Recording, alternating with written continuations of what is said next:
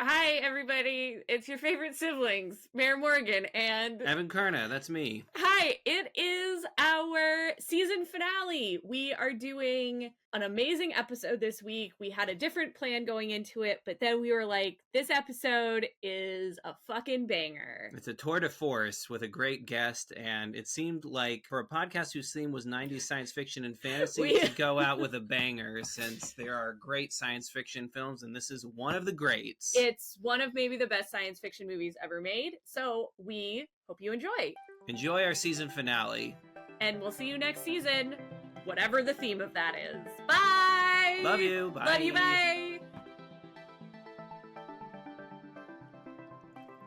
This doesn't have to be the intro, just in case we catch anything that is fun to talk about at the top. I was going to be silly and go get this nightie thing that I bought, but it's basically Ruby Rhod. It's like a cheetah onesie for sleep. I was like, oh my god, I should wear. Yes, that sounds awesome. Yeah, you need a big a nightcap that actually turns into a giant penis cylinder. It's off the top of your head. Cockgina. the dickgina, the pagina. I hope I never say that word ever again. That was gross. I hope the same thing. I hope the same thing. Brother Sibling. Welcome, friends and chosen family, to Brother Sibling Movie, a podcast where two siblings, that's us, talk about movies we love from our childhood, and some we may be discovering for the very first time, centered around a different theme every season. I'm your brother, Evan Karna. And I'm your sibling, Mayor Morgan. And I am your guest, Rachel Rush. Whoa, Rachel Rush, hello! Oh my god! Hi guys. Yes. Hollywood insider, Rachel Rush, the one, the only, the famous on our podcast? What? I mean, yes, you're just blessed. I'm just blessed to be here. You guys are blessed to have me. This is a blessed film. This is a blessed day. Yeah. Yes, we are very lucky to have Rachel Rush, a very near and dear friend of both Mayor and I, as our special guest this week. Our very first guest on the pod, which we're very excited about. It would not have felt right doing this week's film, which is The Fifth Element. It's the best movie ever. Quite possibly one of the best movies ever made. It would have felt completely wrong to do The Fifth Element without Rachel. Yes, because we all have very deep, long connections with this movie, and we just love it to death. So talking about it's going to be fun. It is. And this season, the season's theme is 90s sci-fi and fantasy films. Obviously, how could we not do Fifth Element? This is a genre Evan and I bonded over as like little hippie millennial nerds. We love fantasy, we love sci-fi. And we love the 90s. I love the 90s. Oh, man, the nostalgia kick is real. You feel it. It's palpable. It is. Just a bunch of 90s babies. So, yeah, let's talk about what our first experiences of this movie were and why it's so important to us. I mean, I'll start. Mayor and I watched this movie over and over as kids. We probably had the VHS, and it was our father was a big fan. We loved it very much. And these days, I watch it at least like twice a year, I feel like. I somehow never seem to get tired of this film.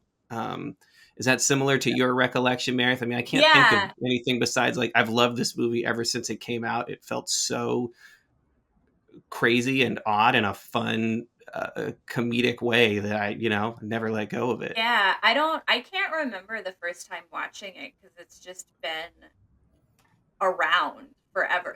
Like, this is a movie that you and I would watch together. We had the VHS, so we'd watch it over and over. I was like 7-ish when it came out. You were like 10-ish. So even though, like, maybe this wasn't an appropriate film for a 7 and 10-year-old to watch, which I disagree with. I disagree with. I think it's fine. I didn't know what was going on. Yeah, I like missed out on all of the larger things, and then just sort of, got used to them. But the other thing that I will just put a pin in for later, because I do want to talk about costumes, but I also went, oh gosh, I don't know how many years ago, but several years ago at the De Young Museum in San Francisco, Jean-Paul Gaultier, who did all of the costumes for this film, had a retrospective. And in one of the rooms were the Fifth Element costumes. And it Oh, was cool. incredible. And it was like Wow. the costumes and then his sketches too. Like That's of awesome. different for like Treasure trove.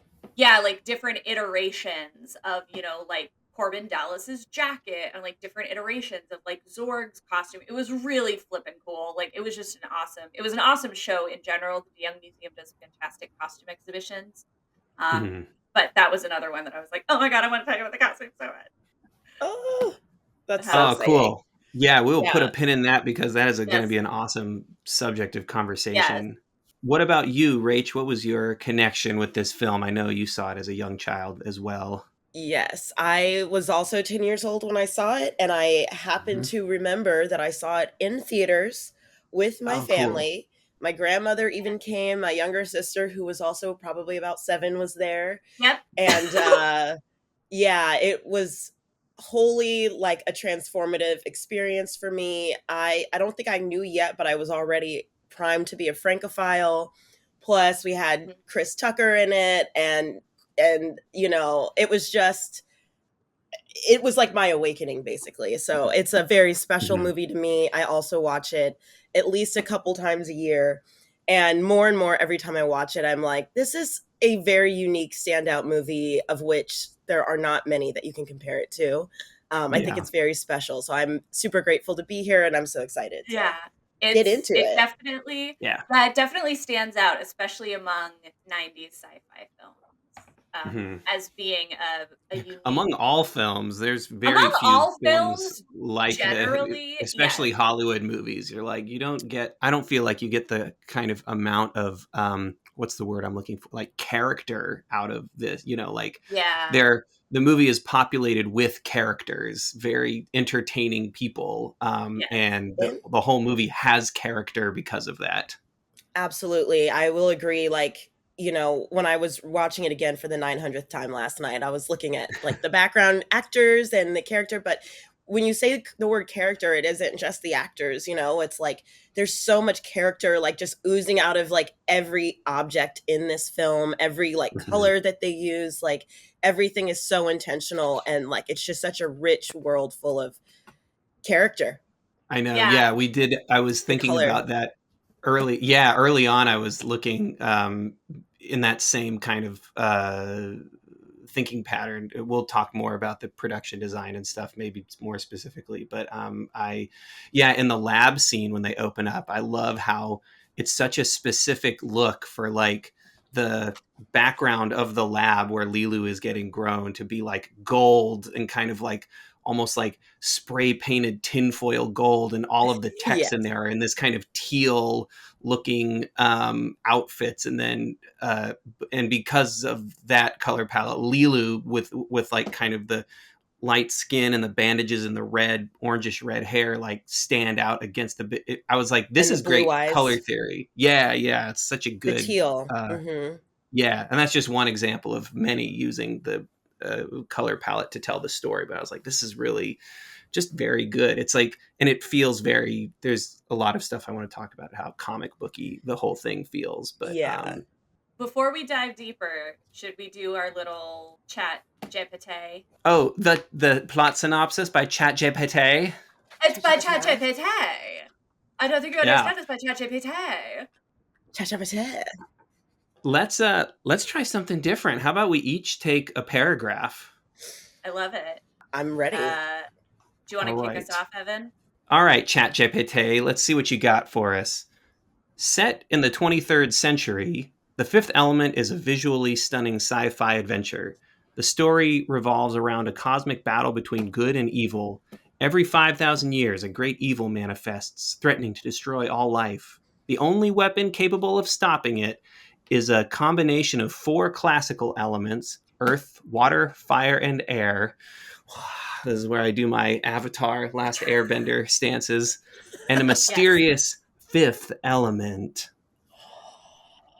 Korben Dallas, played by Bruce Willis, a former Special Forces major turned salty ass cab driver, inadvertently becomes humanity's last hope when the fifth element, in the form of a humanoid woman named Leeloo, played by Milla Jovovich, literally crashes into his life. Together, they must recover 4 ancient stones representing the elements and deliver them to a sacred temple to stop the malevolent force. The journey pits them against the scheming industrialist Jean-Baptiste Emmanuel Zorg, played by the one and only Gary Oldman, who is manipulated by the great evil and a bumbling alien race known as the Mangalores. Adding to the chaos is the flamboyant TV personality Ruby Rhod, played by Chris Tucker, who becomes an unwitting ally. Unwitting is a very kind way to say is dragged into some bullshit he's not ready for. Yeah. Absolutely. The film is an action-packed blend of humor, romance, and eye-popping visuals exploring themes of love, courage, and sacrifice. So yeah, that's the fifth element. It's one of a kind. It's beautiful, stunning imagery, great themes explored through a sci-fi world and populated with just oddball characters that make it feel lived in, that just is so good. So let's get into it. Let's talk about this movie. Can I start by adding a fact I just learned last night? I think we all deeply know this, but I don't know if it's on the forefront of our minds. The protagonist and the antagonist never meet or interact in this movie at all. Mm-hmm. Korben and Zorg right. never see each other, never interact. Mm-hmm. I know. And it works. It's so strange. The movie still works even though the hero and the antagonist never actually physically encounter one another. Any way, shape, or form. Obsessed. Okay. I know. I think it's so cool that they found, which actually I have a theory about, but we'll get to that once we get into Bruce Willis territory. So let's just talk about this movie. How weird is this movie? It's just a wild ride. But I think we wanted to talk about not just, I think a lot of people talk about how strange it is because it's so comedic and zany. But I think that it goes deeper than that, right? There's something sort of like what makes this movie to us different than other science fiction, of the time or even since then. What makes this movie different and special? I think a lot of things kind of that we've already touched on. The production design, the visual language of this film is very roundy. I don't know how else to describe it. It's not angular. It's not squared angles and stuff. Everything looks very round and cumbersome. And also it's really grungy and dirty and gross, and it feels lived in, and it feels like, oh, these are all the weird people you encounter in your day-to-day life or whatever. It's a complete idea.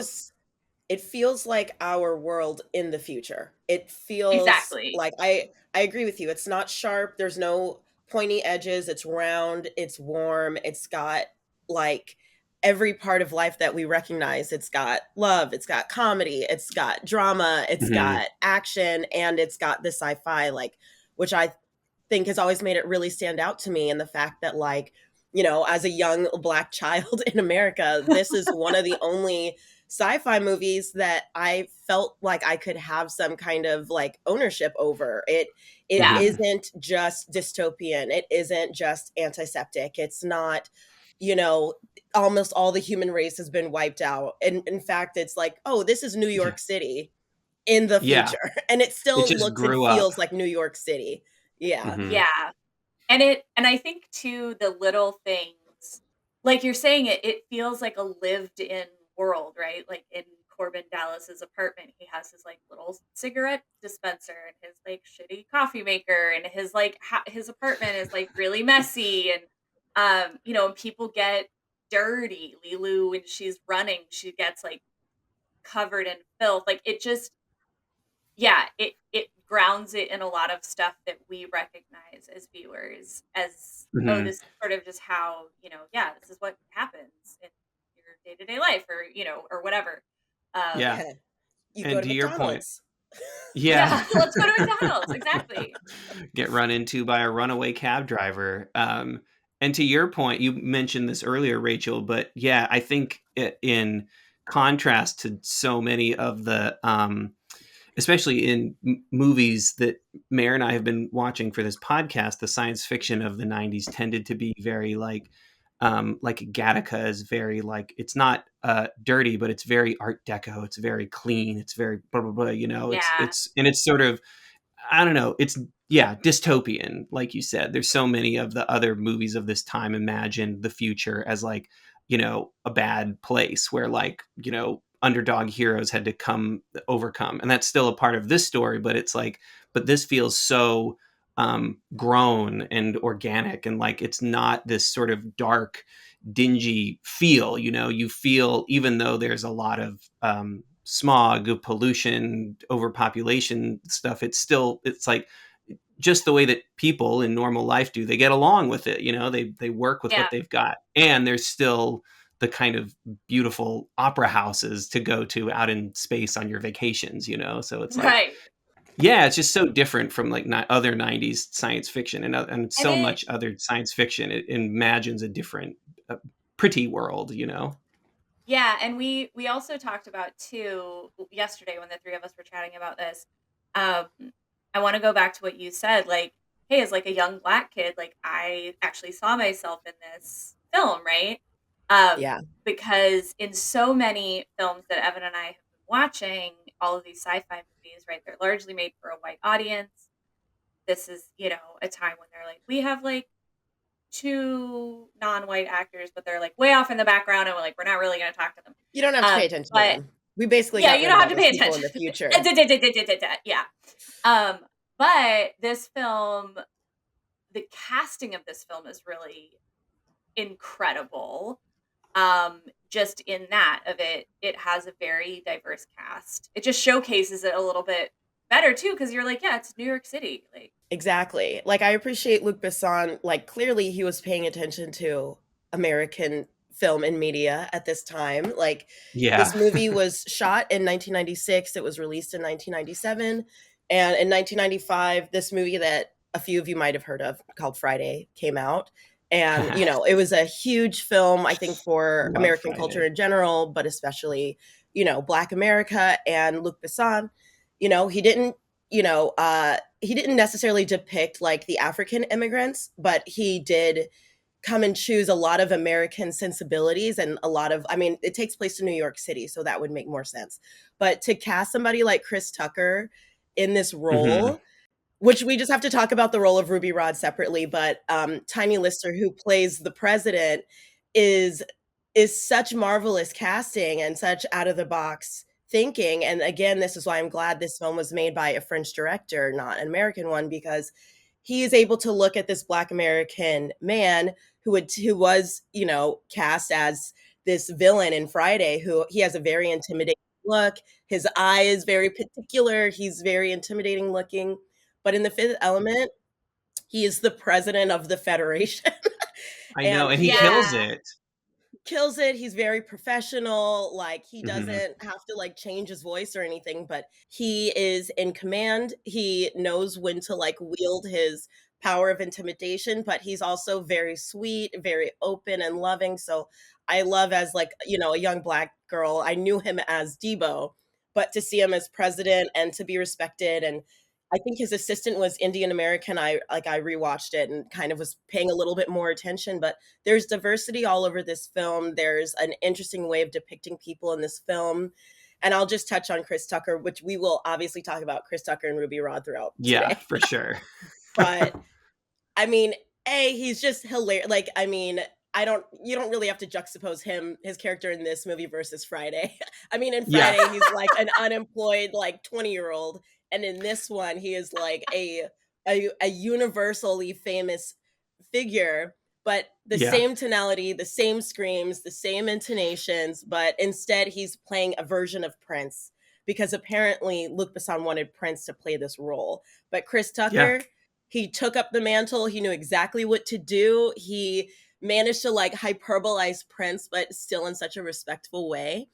But Mhm. I'm so glad that he did cast these two people because my parents in 1997 were like, let's go to see this movie right now. And it's so different, Yeah. so Mhm. special. It opened my mind. It seems like it opened y'all's minds too. And like, you know, just reinforce the idea that, you know, America at least is a melting pot. And like, we're all here and we're all going to be here in 3026 or whenever this movie takes place. Right. Well, and it also that thing that I think is such an interesting thing of like, you know, you hear this a lot with from kind of, you know, the powers that be, whether it's in the film industry or the publishing industry or whatever, and they're like, oh well, you know, like black people won't watch sci-fi movies or trans people won't like enjoy this type of book or whatever, and it's like, right, because you're not putting them in those stories. That's why. Like that Right. That's You don't you you're know, feel segregating it.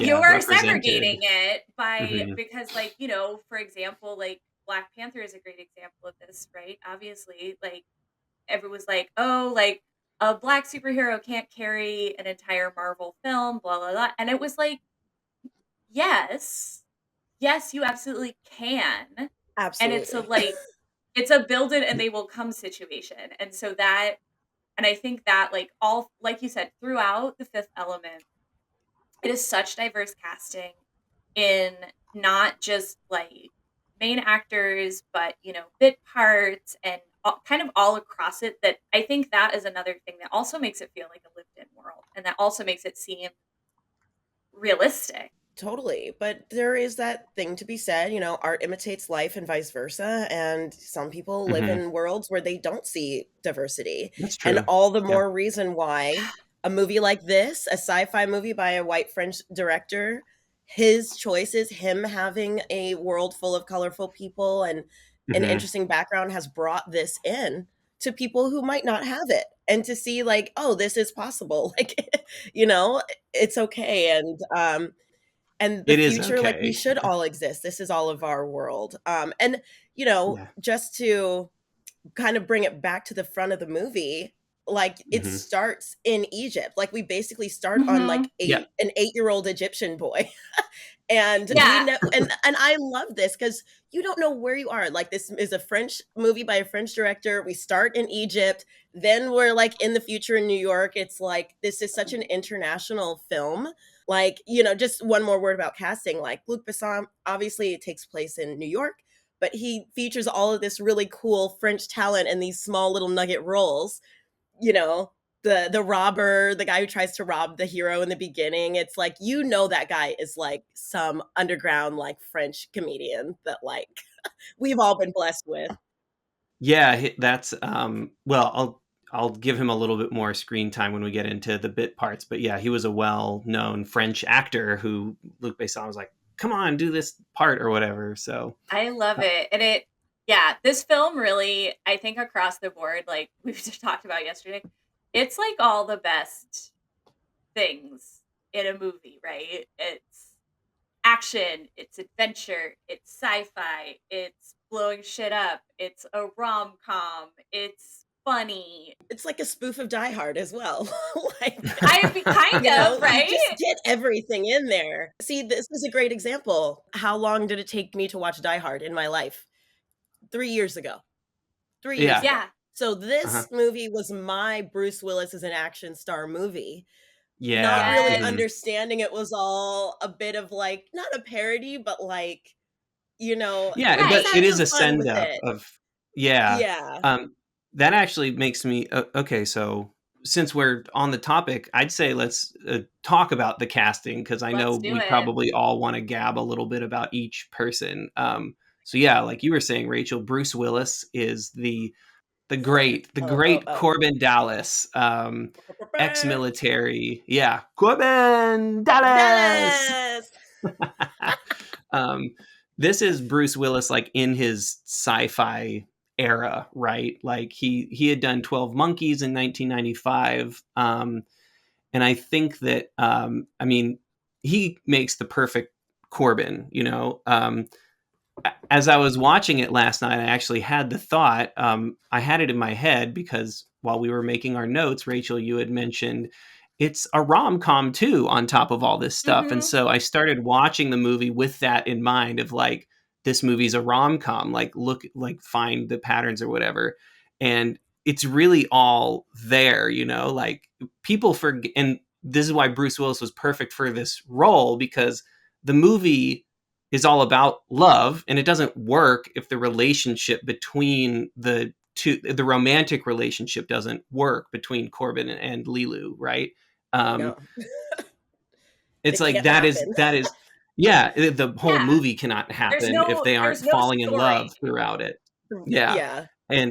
And this is what, and like Bruce Willis was like the perfect synthesis of this, because, you know, as a young kid, I'm viewing Bruce Willis as the action hero, knowing him from Die Hard. And there's obviously like romantic subplot in that movie, kind of. He's trying to get his wife back, but obviously they don't actually have many scenes together. But, you know, it's common to forget that Bruce Willis was the star of Moonlighting, which which was his Yeah. big break into TV, which is essentially a romantic comedy. In fact, before Die Hard, you know, being at the tail end of the 80s, nobody thought, you know, because the 80s was completely taken over by Arnold Stallone. Schwarzenegger, Stallone. Yeah, these big, beefy guys. Like, that was your action star.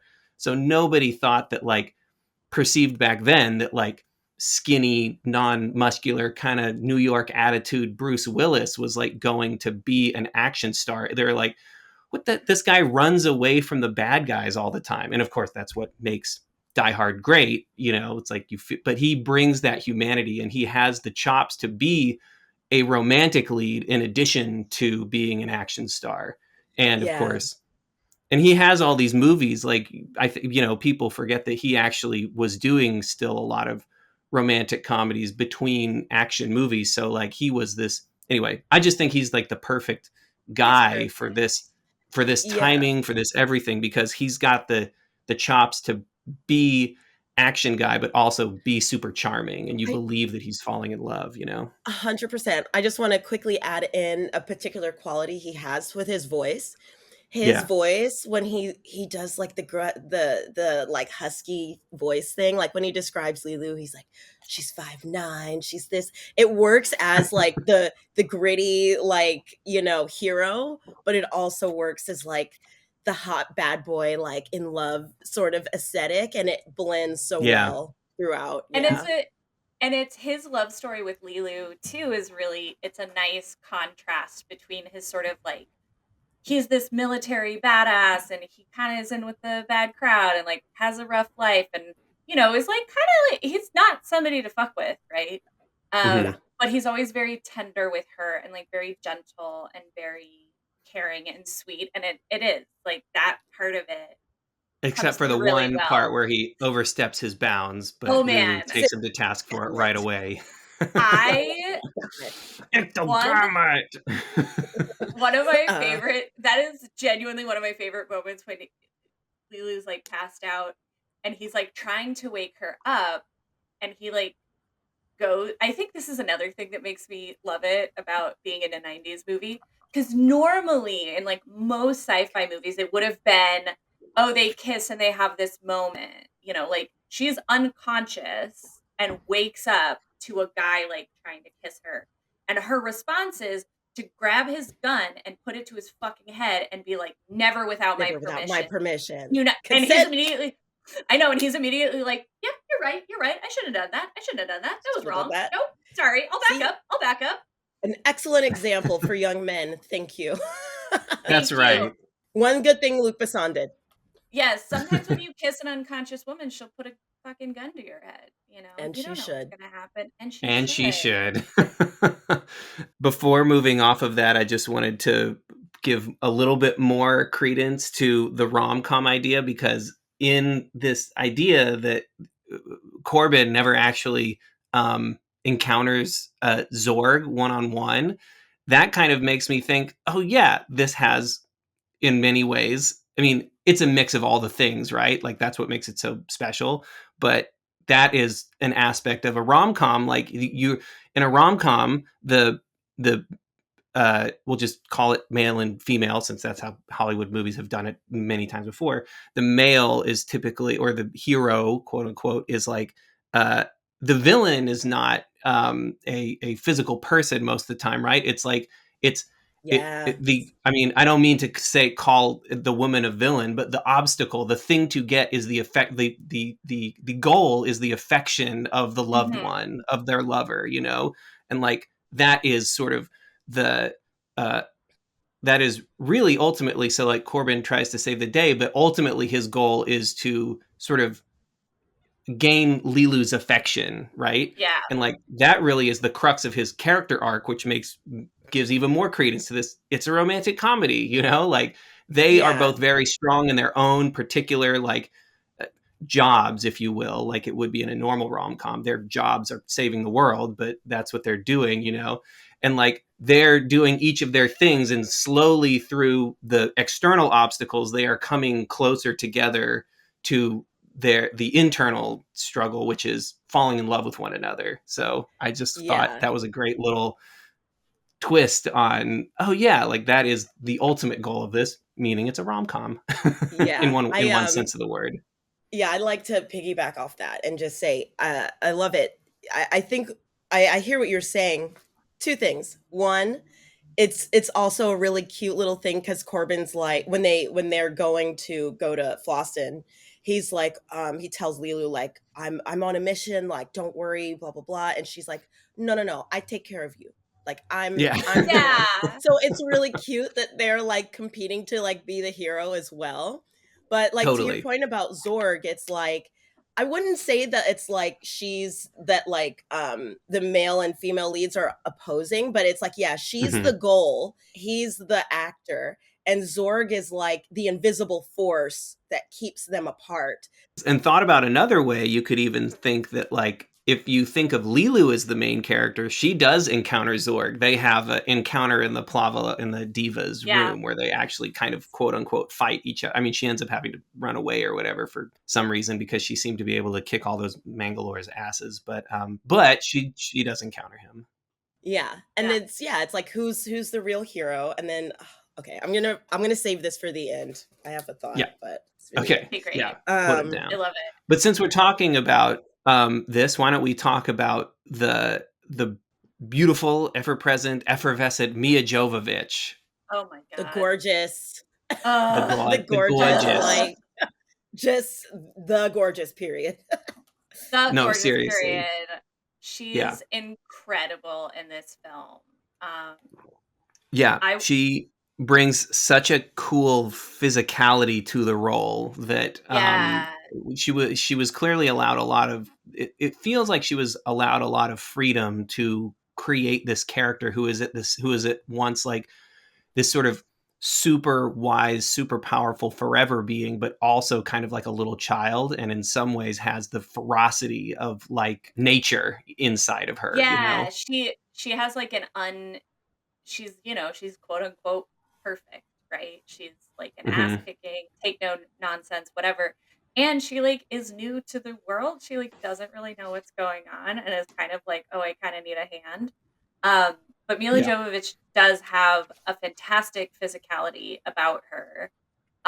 She does such a great job in all of the kind of early scenes when Leeloo is speaking in this sort of, this like made up alien language. She does such a great job of selling it, and you kind of understand what she's saying just by her expressions, her intonation, how she's, like using her hands to gesture. Even though you don't understand what she's saying, there's not subtitles or anything. You're like, holy shit, you're selling this. Yes, you're selling this so well. And I love her like because she's like basically reborn in the beginning of the movie, and at this point you're talking about she's so childlike and like excited, and like her thirst for knowledge and learning this world is so interesting, and it's like you see her grow. But yeah, in this part she totally sells it with that innocence and excitement, and it's like she's Yes. perfect for it. She does feel otherworldly. She does feel like an object and a person, like not like a sex object, but Yes. just the fifth element. Like she somehow can Yes. just achieve it all. Yeah. Iconic. She's been iconic. She's fantastic. And then holy shit, let's talk about Gary Oldman as Zorg. Oh my god. Jean-Baptiste Emmanuel Zorg. With that accent. Why is he from the Deep South? I don't know. I don't know. It's such good coloring. Again, it's so good. Such good character. Right. It's so funny because you're like, what the fuck? And I did not know until I saw Harry Potter and the Prisoner of Azkaban. I did not know that Gary Oldman was British. I thought he was an American because his accent is so good in this film. I mean, he's one of the great character actors of our time. Yes. You know, and he's obviously a star beyond just being a character actor, but he does it so well. And I'm sorry, I don't want to take anything away from our incredible American actors and actresses in Hollywood, because we started Hollywood, but the British are the best actors on the planet. Yeah. Thank you to Shakespeare. Like, it's just to have somebody at that level playing, like somebody who's such a great, serious actor who can be so evil and whatever. We kind of talked about this last night too. It's also just so silly. You know, he's got the Southern accent. He's wearing the crazy clothes that, like, you know, are so bespoke and so like, it's like a joke for his character, but it works so perfectly for the movie. And like, Gary can carry all of it. Like, I know his wild, like, sort of faux hawk with his emo bang. Yeah, plastic helmet. His collar that like goes up higher than his cheekbones. Yes, it's so good. I just love him, and every line he delivers is so well done. He puts so much. What do you want me to do with an empty case? Yeah. An empty you can still count. 4 stones, 4 crates. He's got some of the best lines in the whole movie. Like, I just was, when he does it never really gets a laugh from anybody else that I watch the movie with, but towards the end where he does the, like, he gets the stones again, he's like, they're not here. It's a laugh every time. It's so good.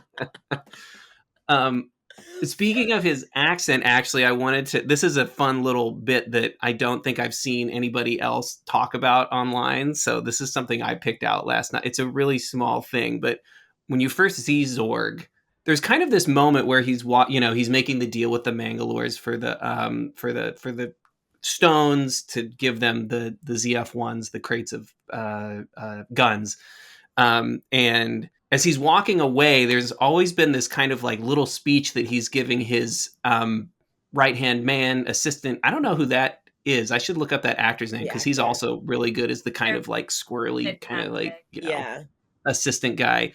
But Gary, there's this whole little speech he gives where he's walking down the hallway, and then then I never understood. I couldn't tell what he was saying, you know. And then it ends with the part that I could understand, where he's like, "I'll tell you what I do like though, killer, cold-blooded, clean," you know. And so from there you get the, like, you know, the real killer would have noticed the button on the bottom of the gun. So speech that he's saying as he walks down, I rolled it back and turned the captions on to like try to understand what he's saying, and I realized something. So when he leaves the scene with the Mangalores and they're like, "Leave us, you know, you gotta give us some kind of compensation," he's like, "All right, leave him." He says, "Leave him 1 crate for the course." And I was like, "The course? What is he saying?" He says, so it sounds like course or cores. What he's saying is cause. And I thought, okay, maybe he's saying for the course, like COURSE. I was like, that doesn't make sense. But then but in the next scene, when you read what he's saying, he has, I don't like soldiers. The worst thing is they fight for hopeless causes. So like, it was a choice of his to purposefully pronounce cause like course, like cores or something. And I was like, God. that is so weird. I never realized that. Like, to me, it just made his choices of characterizations like so much weirder, and it like added a whole other level of like, oh, his accent is weird, but like he was trying to make it even weirder than Yes. we hear it all the time, you know? I love it. Yes, such an interesting choice. I know, yeah. It's and apparently I read a little factoid from a Screen Rant article that I guess he doesn't actually really like the movie. He was kind of like doing it as a favor for What? Luc Besson, because I guess Luc Besson like helped him fund a movie of some project Like that a he wanted to personal do, a project. short film or something, and he was like, all right, I got to do this thing. And he's like, yeah, that movie's silly or whatever, which is like a little sad because I love his performance in it so much. But yeah, to be fair, I have like been lucky enough to work on some films, and like sometimes you're like, what is this? Sometimes you're like, no one's gonna see this. This is like the most random thing ever. Like who? Like I Oh, think man. Star Wars was probably like that. They were probably like, what is this? Like no one's The gonna fuck know. is this? I mean, this film is like chock-a-block with great characters. There is Vito Cornelius, who's played by Ian Holm. Vito. Yes, delightful. Bilbo Baggins. Bilbo Baggins. Greatest little hobbit of them all. Have you ever seen that Leonard Nimoy song? No. Oh man, it's from the 60s. Yeah, he recorded a song back in the 60s, like after he had been, you know, famous enough for, I think it must have been after Star Trek, but like, yeah, when the Lord of the Rings was getting a kind of resurgence in pop culture in the 60s because of all the hippies and stuff. Funny. He did this music video song for, yeah, it's him. It's a song about Bilbo Baggins, and it's really silly, and it's Leonard Nimoy just singing about Bilbo Baggins. So but yeah, Vito Cornelius, Ian Holm himself, what a great choice. This is my first thing that put him on the map for me. And then when he was cast as Bilbo Baggins, you know, years later, it was just the perfect choice. And yeah, he's great as priest Vito Cornelius of the, I guess they don't have a name for the order of priests that they are, but yeah, they might talk about it in the beginning. I don't know. Super cool, smart, interesting dudes who are cool and stuff. I just want to say a word about Vito. I love him because he's like nervous and like unsure, but also just so dedicated in his faith. Yeah. And he's just so earnest, but he's hilarious because his little sidekick, he always like shades that guy. But yeah, Vito's a great character. Like when he has to translate, when Leeloo, when Bruce brings her to his house and he like passes out. She is perfect. She's perfect. Anyway. Or when he does a great reading of tattoo, and he's talking about the and then of course fifth element. They just fall back. He was so good. Yeah, more evidence that British actors are the best actors. Earnest and nervous, but so confident and funny. Like it's just such a good blend for everyone. It is. I know. Perfect casting on all, and leading up to maybe the most perfect casting of all time. Yes. Mr. Ruby Rhod. Woo! Super green. Super green. Is there enough good things that we can say about Chris Tucker playing Ruby Rhod? I don't know if there Not are. I don't think so. I mean, yeah, I was like, what is this section going to be? It's just like, what can you say? He's like perfect. It's like as well cast, as funny, as ebullient as you could possibly hope for a person to be in your movie, you know? Just like the sachet down the hall when you meet him, and he's like, you're seeing him from behind and he's doing the radio thing and he's like signing autographs and just like swishing down, and it's like he's so androgynous, but then he sees the ladies and he's like, ooh. Like it's just everything. And his dialogue, the way that his dialogue is written is so like thousand follies, lollies, and lick'em lollies. Like lollies. He has all of these like he has all these incredible turns of phrases and like the ways that, you know, a lot of his lines rhyme And Mhm. he's so charismatic. I don't even think covers it, right? No. He just He's literally a star. owns it. He's the sun of the movie. Yeah. Yes, he is the sun that they revolve around.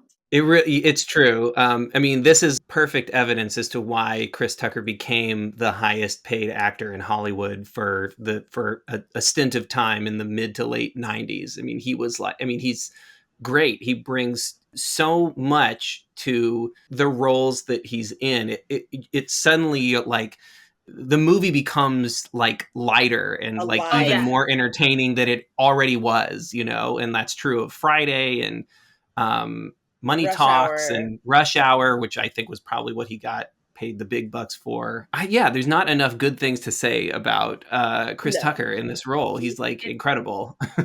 I need to just bring up his acting just in the action sequence, the big action sequence Yes. on the hotel. Yeah.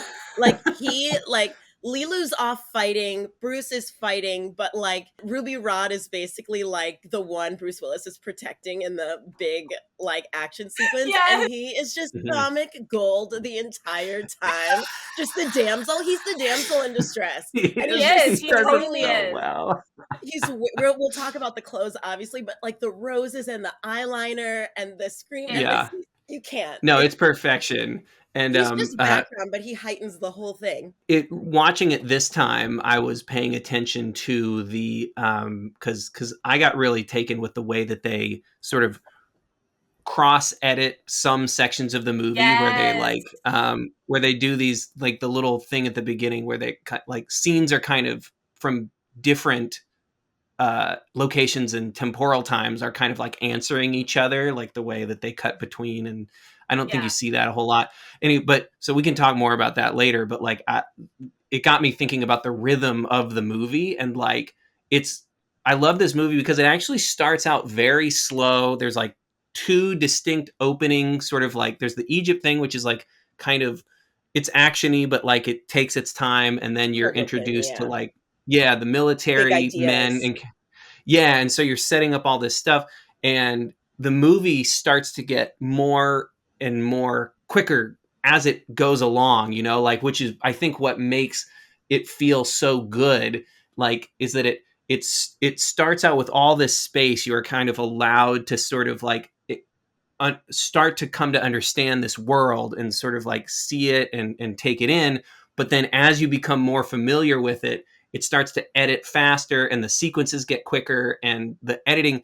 And like when Ruby Rhod shows up, that is sort of like the height of it getting almost as fast as it's going to be, because it's like, now you're in for a ride. Like, not that you weren't on the ride already, but it's like, okay, we're heading off to the Gemini croquet contest. Like the action scenes are actually going to start now. And it's like, it's like, let's get the radio DJ on and make it happen. Yes. Yeah. Sorry. I just want to cut in and say, to your exact point and the words you use, like they literally are launching off from the ride. So this is literally when we need the most energy, because this giant spaceship is taking off, and you've got, we're going to talk about the intercut of this part, but like, he is the strength of the energy. He's getting us to space. He's taking us on a fucking ride. True. He really, excuse my language, he really does. Yeah. Oh, it's so good. Yeah, let's get back to that part, because I want to talk about that specific sequence too. But me too. Before we move on, do we have anything else to say about Ruby Rhod? I mean, we can keep interspersing throughout because there's so much to say. I'm going to do a whole big thing in terms of costume. What was that? It was bad. It was bad. Sorry, I love that. So tomorrow from 5 to 7, can you please actually have more than a 2-word vocabulary? So good. It's just so good. Yeah. A perfect replica of the old opera house. But who cares? The last thing I could just quote the entire Ruby Rhod sequences, and that would be a perfectly fine movie. That'd be a great half an hour movie that I'd watch over and over. I also just love that to get people to go away, he goes boo, boo. Yeah. Like he's like that seems like and like flaps his hand at them, and I'm like, that is such a fucking diva move. Like Yes. That seems like such a that seems like diva. a thing that you would do, if I'm being honest, Yes. in a different life. Did Prince do that? I Do we mean, in know? this Like, life, This is maybe. true. Is it possible? Yes. I do Yeah. believe that Prince was was first on the list of being asked to be this role, and I don't remember what happened. I don't remember if he was uncomfortable with it or something. But and before we get off Ruby Rhod, like, yeah, it's not to be taken lightly either. How, because like you pointed out earlier, Rachel, like when you're making a movie, like you're just like someone's given you money to make it ostensibly, so somebody kind of believes in it, but everybody's on the crew is like, we don't know what this is going to be like. They don't see the edit, they don't have the vision that the director maybe does, and even the director can be sort of like, we're just figuring it out, like who yeah, knows if this is going to work. And pretty like wonderful. it's such a big like leap of faith for Chris Tucker, again, bringing the sort of race thing around. Like, it's typically in comedies there has been this thing of emasculating black men by putting them in dresses, which is not to Mhm. say that it should be a bad thing to wear a dress as a man, but like it is a way that the establishment finds ways to, take the power away from, black men in Hollywood. And like, what a sort of leap of faith, because like when you don't know what the movie is going to be entirely, you could look at this role and be like, this is going to ruin my career, like Right. this could completely fall flat and not work. But it's a Yeah, testament to his, I don't know, just ability to like believe and like know that the character was going to be like a strong character, that like he went with it and he did not like hold back. He leaned even more into like being the diva, but also being this very kind of like masculine, super. cross-dressing radio DJ, Super masculine. Yes. And yeah. And I think that's what helped it. And I think that's also something lifted from Prince, because obviously Yeah. Prince, came Exactly. into fame in the 80s. He was Yeah. famously androgynous and like, but he was also known to be a ladies' man. Like he looked like a Yeah. lady in the Yes. best way, but like Yeah. everybody knew, like Apollonia. I just found out. My dad told me to play a particular Prince song a month ago, and I heard in it that he was referred to as "Dirty Little Prince," or like like whatever girl he's with. Oh. So I love. You're right to bring this up with Chris Tucker, Evan, because he was becoming like a huge black male star in Mhm. America, and black men in America don't like the emasculation stuff at all, but he did Yeah. manage Not to to like know generalize, but exactly what to do. Not to generalize, yeah. but in a general sense, that's like the Yeah. predominant thing. But yeah, Yeah. he honored Prince and like did not, and stepped into his power at the same time. And it's Totally. Yes. Yeah. like so I cool. Super when green. we Brought talk it. Super green. super green, when we talk about the costumes too, I'm gonna talk some queer theory stuff as well. Ooh, But I nice. can't um wait. I can't wait. but before we get into all the other things, do you want to just do a little dive into a few of the many fucking phenomenal bit parts? Yes, I would love to talk quickly about bit parts. Yeah, and let's not forget to talk about the great, you could call it a guest appearance at the very beginning in the sort of short film cold open of the movie in Egypt. Luke Perry as the assistant to the archaeologist, right? Motherfucking Luke Perry. Who was just acting with his drawing was so good. Oh my god. Yeah, I was Sold it. I I was starting to think when I watched how it was shot, it seemed like he wasn't in a lot of two shots. I wonder if they shot his part out separately. Oh, maybe. Probably. He's in, his character is in a bunch of wides where you can't really see his face, and then it's mostly like mediums and close ups of him. So, but Funny. what did any of us know what Luke Perry is famous for first? Because I didn't really. Mare and I didn't have television growing up with hippie parents, so was he a Beverly Yeah. Hills person or something? Yeah. He was in 90210. I also never really watched it. But, you know, I think we were just a little too young for it, but we definitely grew up knowing about 90210 and like knowing these people were like the hottest thing. So it makes sense Yeah. that like a couple years before we were 10, this guy was like the hottest guy on American TV, and Luc Besson was like, Yes. get in the beginning. Get I know, Ran all yeah, over the place. even if he's only going to be in like 5 minutes of the movie, he gets Does like not one of the main matter. title cards. I bet the Does not trailer matter. heavily featured him. Yeah. Yeah, I bet the trailer probably. for Yeah. this from 97 is crazy. Yeah, but Rach, you know Luke Perry from your from a show you love to hate to love to Yeah. hate. Yes, he later re-entered the television scene, this time as Archie's dad in Riverdale, the CW and masterpiece. and our daddy, okay, Daddy. Yes. daddy, Oh Yes. goodness. Luke Perry Makes a hot dad.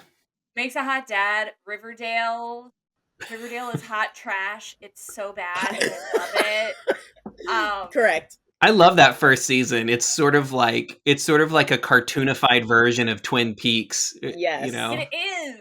Yeah, it's just fantastic. But it was great to see Luke Besson in this, or not Luke Besson, Luke Perry, in this little like bit part. But He clearly makes good acting choices.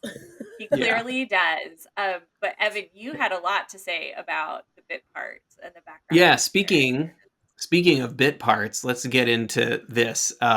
So this movie is just filled to the brim with incredible bit parts and character actors. And I'm realizing that it's one of the things I love the most about this movie, besides everything else about it that is incredible and awesome, because these every character, like, I feel like typically, you know, not typically, you want to bring as much as you can to every scene that you create, right, as a filmmaker. But it's a temptation to kind of like fill the world in with people like side characters who are speaking roles, but that kind of like just have to give expository dialogue, and they move the plot forward a little bit for the protagonist.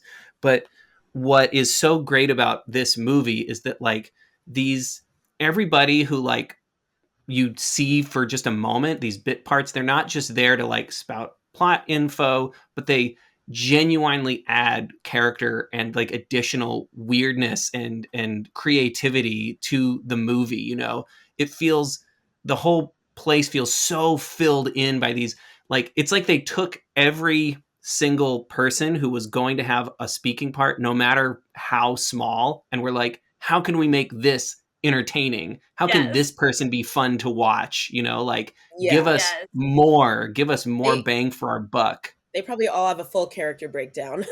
Oh, yes. No, exactly. Yeah. They took it just feels like one more way that they took every opportunity to just like have fun making this movie. So some of the great examples include Gimme The Cash! The mugger at the very beginning.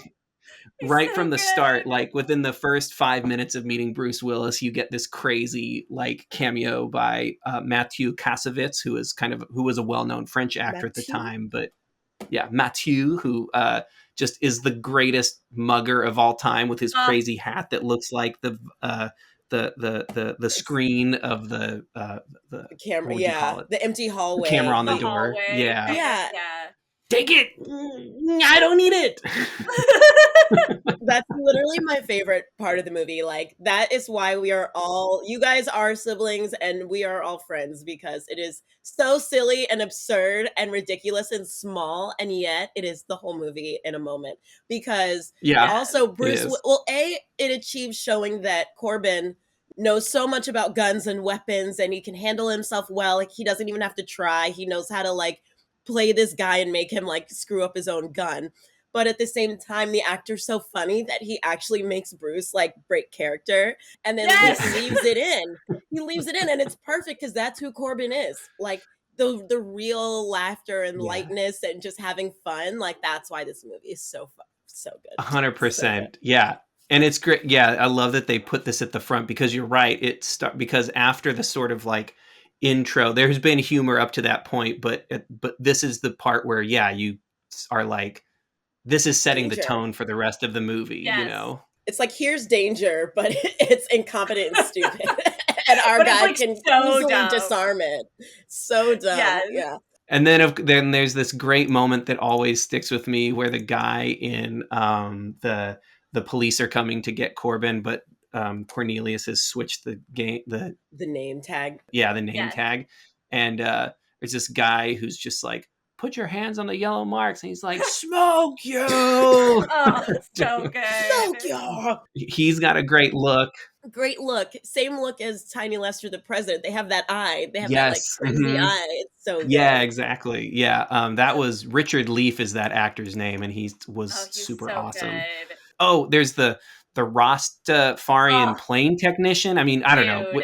I'm assuming he's Rastafarian because he's got dreadlocks and he seems to be smoking weed from what I can tell. Yeah, they're depicted as, yeah. Yeah, and then he's got his little like kind of depressed Eminem looking friend who's like also the plane tech with him, and they have just like a great little interaction where like all you need out of that scene is to show that people are getting parasites out, right? Like the purpose of that is to show the reason that Vito Cornelius will get in, you know. But like they took a chance to like actually add a whole other bunch of characters into that scene to make it more fun, you know. I don't know. I just love that. Yeah. Smoking a J while they like handle a nuclear reactor, like a power source battery or something. Nobody needs your nerve screwing that kind of thing up, you know? It's true. Gotta be loose. We should talk a little bit about the orgasmic stewardess, but actually, okay, one that I added to. So another bit part, maybe my favorite one in the whole movie, Mr. Kim, played by an actor named Kim Chan. He's the guy who God. The Thai guy. The Thai guy. I looked this up. He's on the Fifth Element Wikipedia or the wiki. It actually has a name. It's called the Thai Flyby. Is the name of his ship. Stop it. I know. Yeah. I think in the credits he's named like Thai or something. And this guy, I swear to God, literally gets a laugh out of me every single time I watch this movie. It's like without you got a message. Could be important. And he's like, fine, read it, whatever. Yeah, grandfather says it doesn't rain every day. It's got to be good, you know. Your luck's got to turn. And then he opens Korben Dallas's letter. And he's like, "You are fired." But the way that he does that with his face, it's like it gets a laugh out of me every time. It's like comedy perfection. So he knows exactly what he's doing. He does, and I have to break in and say this actor was also in Lethal Weapon 4 that came out a couple years after Fifth Element, and he like plays some like rich guy, but he goes to the dentist, and also hysterically funny. Like I forgot what his thing is, but I cannot forget him. And when I realized it was the same actor, I was like, I've got to watch his whole like filmography. Amazing. Yeah, Kim Chan is his name, and I actually took a moment to I took a moment to look through his IMDb page, you know, and it's like a list that tells a story, you know, because like I think he must have been an Asian American actor because it's all sort of like American movies that are on his filmography from the time he was young.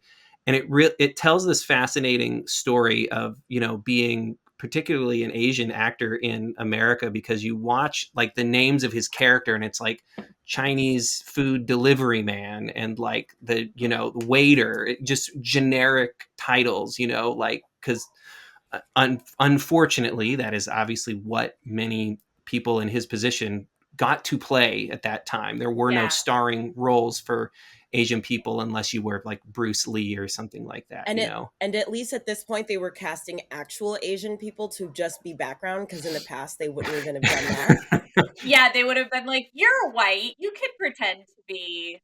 We'll put some lines on your eyes. It's fine. And what I love about him and Bruce Willis's character in this movie is like you can kind of tell they're friends. Like you get that in like that one small interaction. He comes and brings him food and they sit there and eat and talk about his luck and all this stuff. And even when Bruce Willis walked in before he called that character and he like talks to his cat, which I also love that he has a cat, number one. I know. And then he like That's talks so to good. her and she's like his girlfriend, you know, and he's like, Mhm. "Hi tonight, honey." And then the Yeah. friend comes. But for that actor to play a character where it's like he actually has a scene, he's actually speaking, he actually, there's like a background and something lived in, like that's cool. He's still like the takeout guy, but like it's way more elevated. Yeah, no, you see, like, over the course of his IMDb, he gets, like, you know, it's obviously sad that he couldn't, that Hollywood didn't catch up quicker to all of this stuff. And I'm just like in the 90s, I'm sure he still played some very kind of like stereotypical type old wise Asian man roles. But like you see from his filmography, like him getting like starting out as these background characters with like very general things and then slowly getting into characters with names, and then movies that you start to recognize as like, oh, he's like a big part of that movie and he's more important. And I don't know, it was just fun to look. It was cool to like, you know, it's obviously sad that it took him a lifetime, but like I can only assume what a great experience it must have been for him to live his life as an actor and slowly over the course like watch this change in the industry and in society where it's like I'm actually getting speaking roles, like I'm becoming a person who is important on the call sheet, you know, like over the course of, you know, just people waking up more and being like, we need to feature more people like this, you know. And so again, I really like the story that told. Yeah, that's really sweet. I'm glad you highlighted that. And again, I'm not I whatever. His energy is great. He's always stood out to me, and I feel a warmth. I don't know this man or anything, but like it's nice to learn that about him. I agree. Like no, but in his, we've spent a long time on him, but rightfully so. Like I agree. Yeah. I took the same thing out from his character. I was like, you feel like he is the sort of local, friendly, concerned, fatherly food vendor who has his like key customers. Like you feel like he's going around and doing this to other people in the neighborhood, you know, like he's got his little place and he's got his regulars that he kind of goes around to as needed or whatever. And he kind of takes the time to do. Exactly. I'm so sorry. It's just if you love Thai food, you love Thai food, and that guy is coming around at least 2 to 3 times a week. Okay. Dude, Okay? Everyone in the neighborhood knows that his boat is the shit. And it's like, if you're had a bad day and you're in the mood for Thai food, like, you know, Mr. Kim is the guy to call. Yes. And it looks like his boat was probably from like our time. It's like probably authentic 2,000-year-old boat that they like formed to fly. Like it's so good. Yeah, but props to Luc Besson for like clearly like with the Black American actors and like with this Asian American actor, like chose to cast them in roles that were not stereotypical, or if they were still stereotypical, he added that extra, and that again just makes this movie so much cooler. Yeah, there's always character beneath every one of these bit parts, which is what I love about this so much. There's so many speaking roles in this movie. It made me wonder, like, were there SAG considerations for like how many people are actually talking and need to be billed as such, you know, because like you have to pay people more for speaking roles. And I was like, did they make because, you know, like I love the effects in this movie, but there are some things that are kind of, I think intentionally, but like lower budget.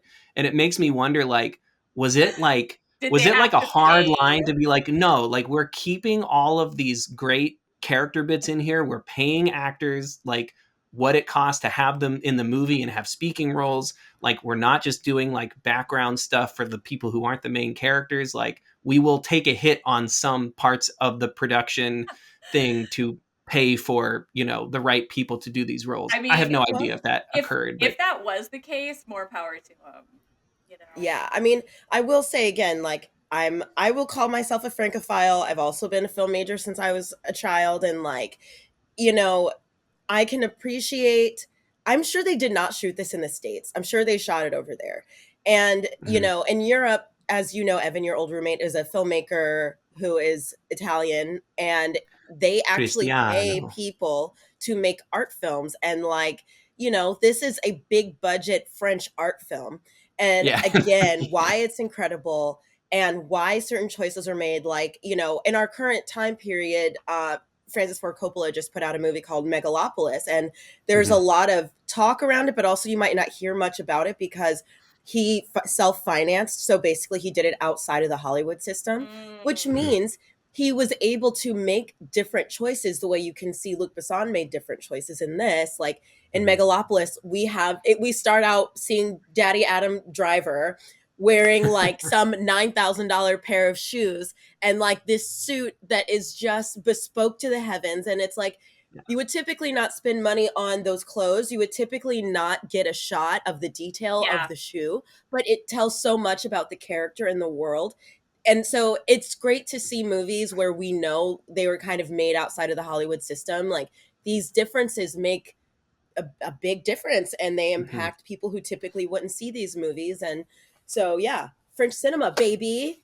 Yeah, people who watch a lot, hell yeah, people who watch a lot of movies will know the difference, but then even people who are more casual sort of movie lovers, I think, notice the difference in a subconscious way too, where they're like, oh, I don't know what made that different, but it feels more interesting than what I'm typically used to seeing, you know? And I love when filmmakers take a chance on stuff like that. So this film was mostly filmed in London and around England, and then also in Mauritania, which is in Western Africa. Yes. Kind of just south of Morocco. So yeah, definitely a more European flair. Oh yeah, I think I keep on seeing Pinewood Studios show up. Yeah, Pinewood Studios. Yeah. That's super cool. Which also leads into one of the next things we were going to talk about with the Orgasmic Stewardess. Yeah. And just more casting and background stuff. I'll make this very small. I was telling Evan and Meredith that in Hollywood, you know, especially when casting background actors and actresses, a lot of times they cast background to not be prettier than the main actor or actress or whatever. Like we want to keep the focus. We want to keep idolizing our main characters. Right. But again, this movie is so French. We're going to get into the costume. We'll get into the makeup, the styling, but Luc Besson is not going to shy away from stuffing as many beautiful women into this movie as possible. He ain't. And Milla Jovovich is beyond gorgeous, but so is the woman who is like basically like she's not a flight attendant, but she's like the ticket taker in the airport. She is stunning. And she's in the same scene as Milla, and like it doesn't ruin anything. It doesn't take anything away. It just adds that it's like, and to Meredith's point, all the women on the plane are not typically Western beauties, right? Like they might all have that model body because it's the 90s, you can't really escape that. Yeah. But it's like you have African American women that don't have like the typical Western beauty standards. You've got like people with freckles. You've got people with like just everyone is so different but gorgeous, and like they just don't shy away from it. And they give these women speaking roles too. They're very funny, like they're very sexy, like so it's just so French. Like everything is just top tier. Yeah, just put every gorgeous person on screen, put every gorgeous outfit on screen, make the background look colorful and inviting and beautiful. It's just like give me beauty anywhere you look. The top 1% in the future is gonna have it all. So obviously. I know it's great because it feels like it's not, they find beautiful people, but not stereotypically beautiful people to cast around everything, you know? We're all art, yes. So good. I love it. So since we're talking about characters, let's talk a little bit about Diva Plavalaguna, who kind of comes in. Woo! Diva Plavalaguna. She comes in towards the kind of like third act final scene. You know, they're on this hotel. They're in this hotel and they're gonna go see this opera performance, and we've already kind of been introduced to Diva Plavalaguna, and there's sort of this like, ooh, she's sort of otherworldly and is different and has this like insane entourage. I'll talk about the costumes later. How many times have I said that in this episode? Many. We're talking about it. But she like comes on and does this like insane operatic performance, but just her design is awesome. And I know you guys did some more deep dive on that of like who the singer was and who the actor was. Yes. A little bit. Oh, We'll talk a yes. little bit about it. So Diva Plavalaguna was voiced, the opera parts were voiced by an opera singer named Inva Milla Chaco. Oh boy, that's not good. Inva Mula Chaco. Inva Mula Chaco. There we go for the edit. And they are portrayed physically by a actress named May Wen. May Wen Lebesco is what they say on the wiki. Okay. Who interestingly, going to get into a little bit of hot goss here. There is I watched an interview after finishing the movie last night of her, and apparently she was Luc Besson's fiance when they started the movie. He wanted my God. And then he ends up, marrying Milla Jovovich for a time, if I'm not mistaken, after this movie. Which I did not know.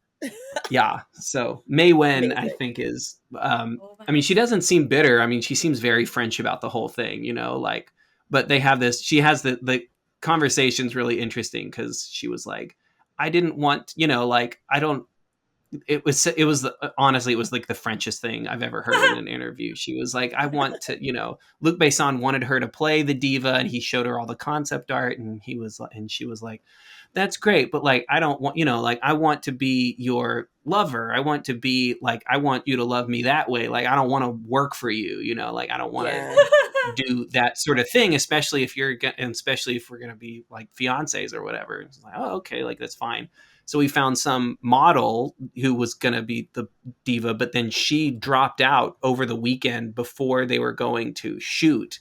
So this woman, May Wen, who has a really stunningly interesting face too, and you can tell from the way the diva is portrayed, ended up being like, okay, like now it's time to, and it wasn't like before shooting. She had like 3 months to prep for the role of the diva, but it was like before rehearsals and everything were going to start, because she was talking about how I needed to like I'm not singing it, but I have to look like I'm singing it. So it's like very choreographed. I have to like move. I have to like learn how to make the shapes with my mouth, and I have to actually learn how to sing it, even though I'm not the one singing it. So it was really fascinating. And of course, the diva in the movie just looks so crazy and beautiful and ethereal and very like similar to a xenomorph, but not, but really like in a cool way.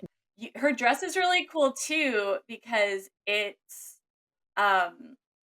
you can't quite tell like what's supposed to be skin and what's supposed to be like a dress. What's her body? What's her dress? Because if you look at her, she's entirely blue. But there's not really there's not really there's no separation, right? It just her body is all blue, and then it goes down into that same color. Maybe she is a dress. And that's the thing. I'm like, I don't fucking know. She has tubes coming out of her. Dude, you're right. Like Evan said, it's like you don't know why something is different. You just feel it. And I think this is one of those things. It's like her entire presence, which obviously the dress highly accents. But you don't know what's her and what's the dress. No. Just like you don't know what's her voice and what's an instrument or like, that's the thing. Her voice is supposed to be so alien, so like different from what humans can do. You don't.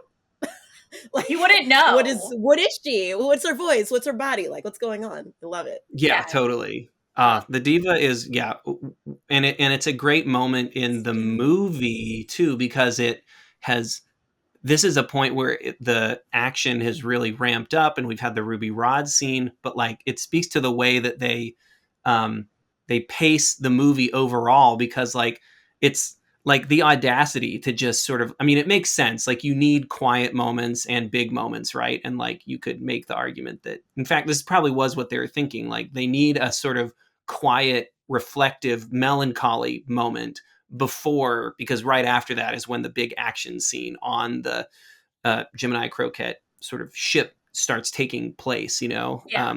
But yeah, it feels so audacious to make this big opera scene kind of like in the middle of a movie, but it speaks to how the instincts that they had for the pacing of the film to be like, this is going to work. We're going to have a cool opera scene. And I think it helps the characterization, because this is the part where Bruce Willis's romantic story is he has to start, he's in action guy mode, and he has to connect with his feelings to continue the story with Leeloo, you know, and this is a way for them to get that point across, that like he needs to feel something. He needs to be reminded that Leeloo kind of needs him in this sort of, you know, montage way that we do. To this point, Evan, like, you know, this is the story gets pushed forward. We find out the objects we need might be with the diva. Yeah. And, you know, she's got her great line, and, you know, she's like, the stones are in me. And this is that intercut, that temporal intercut you were talking about earlier.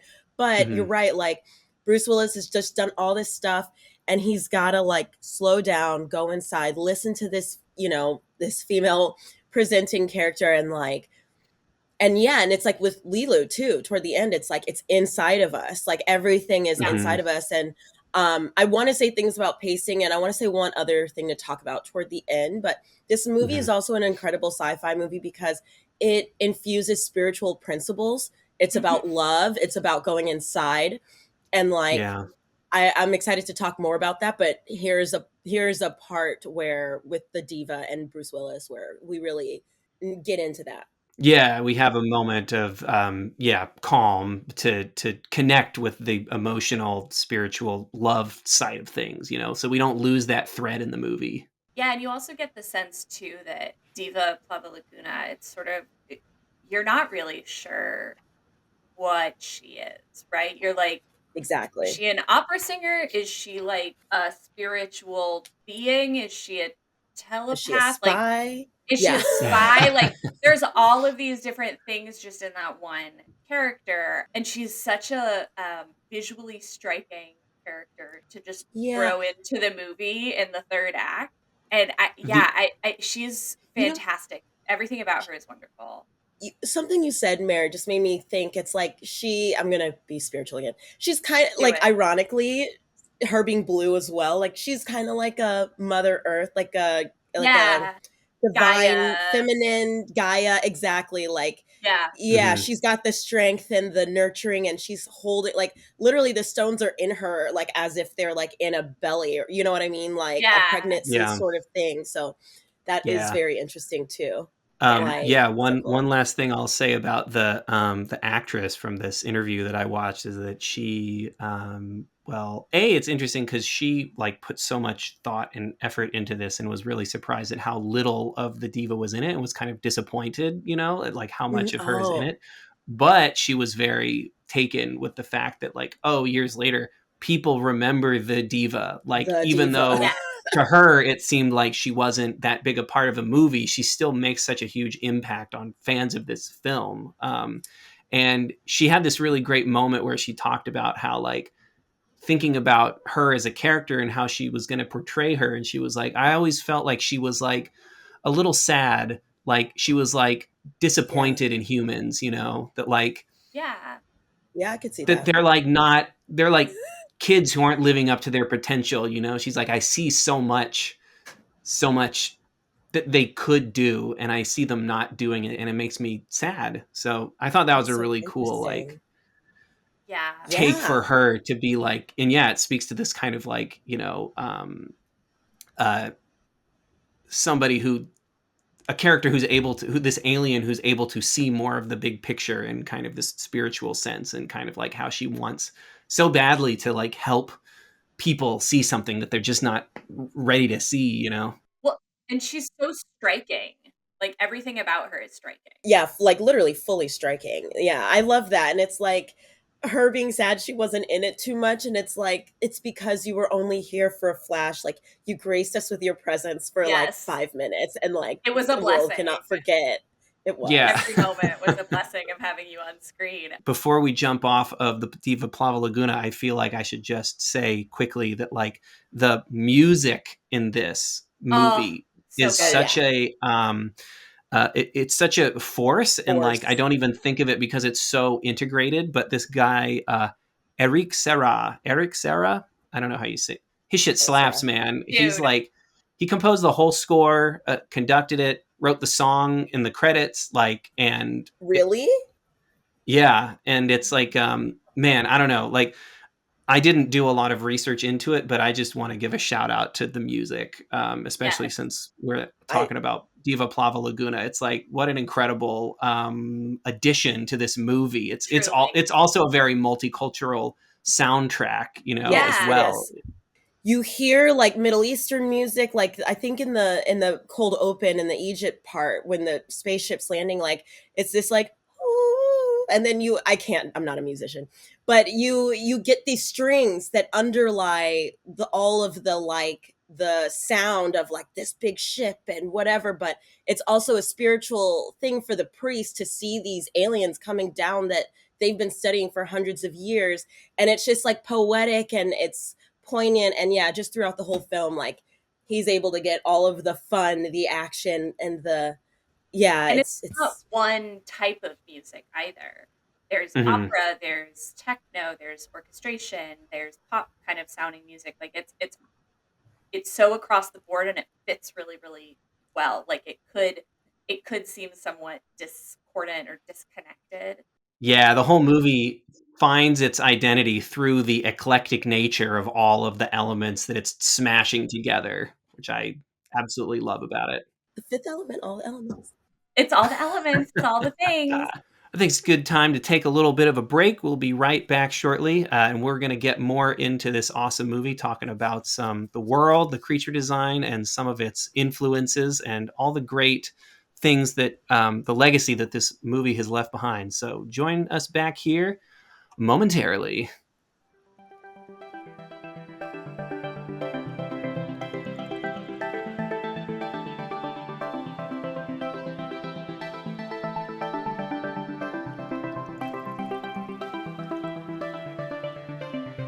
And we're back with Brother Sibling Movie, talking once again about The Fifth Element.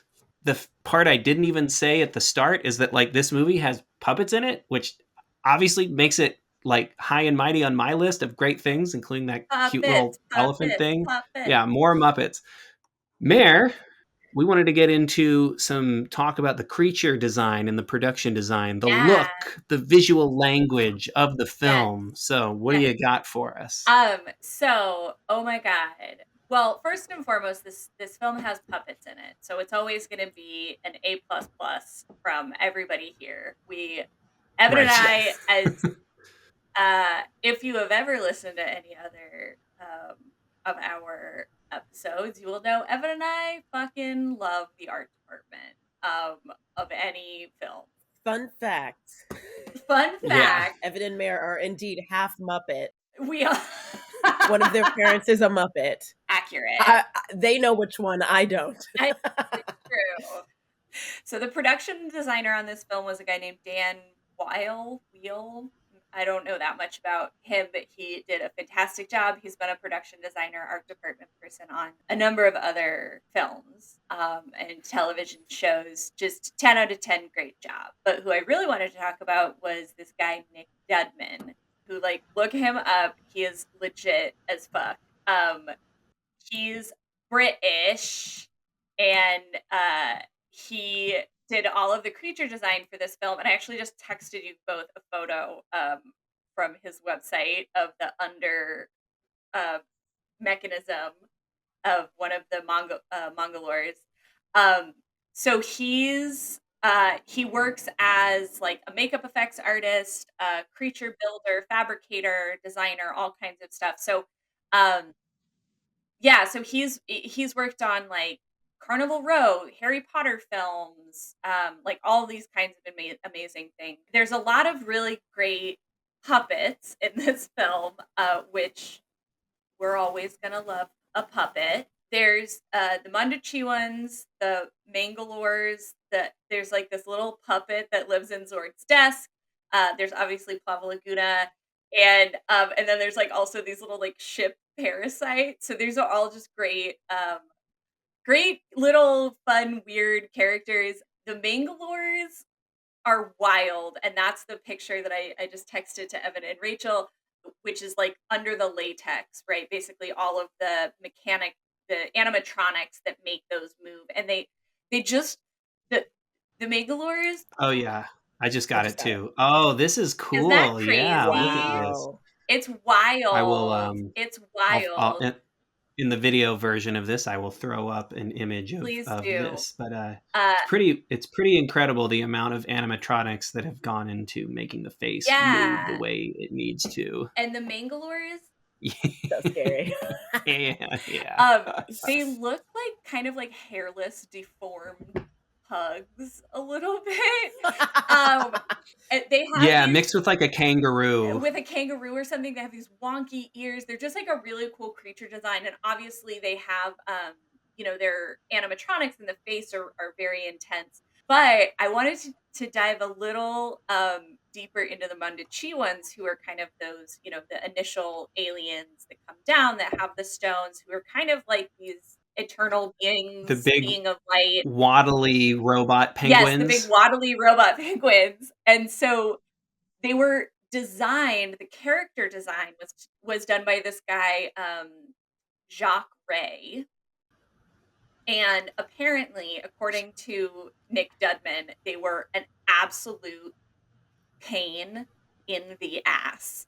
Oh yeah. One of the animatronics designers was like, "There's no fucking way to do this." Like, because they're tall, they're like 8 feet tall, and so it was this insane thing of they like made them out of foam initially, made the suits out of foam.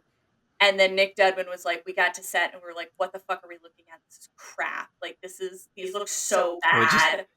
It just didn't look good. Didn't look good. And so they ended up doing like fiberglass pieces and like hardened mesh so that it would hold its shape, but it wasn't as heavy. Were they trying to make them look more fleshy and organic at first? Was that what the foam was for? No, were they always supposed to look like they were in kind of like a case of armor? They were always supposed to look metallic and hard and have like that hard outer shell. And they were initially trying to reduce some of the weight of the costume itself, like of that puppet itself, right? Because you have to have a person in it who's actually doing the thing. And then each one of those took 4 puppeteers to maneuver. Oh wow. Yeah. Dang. And it has all this animatronic stuff, but then there was external puppeteering as well as someone in it who had like, they hired dudes that were like 6'7" and 6'8" to be in the costume itself. And they had to do all of this, like they had to completely rework the internal structure of them because it was so much weight.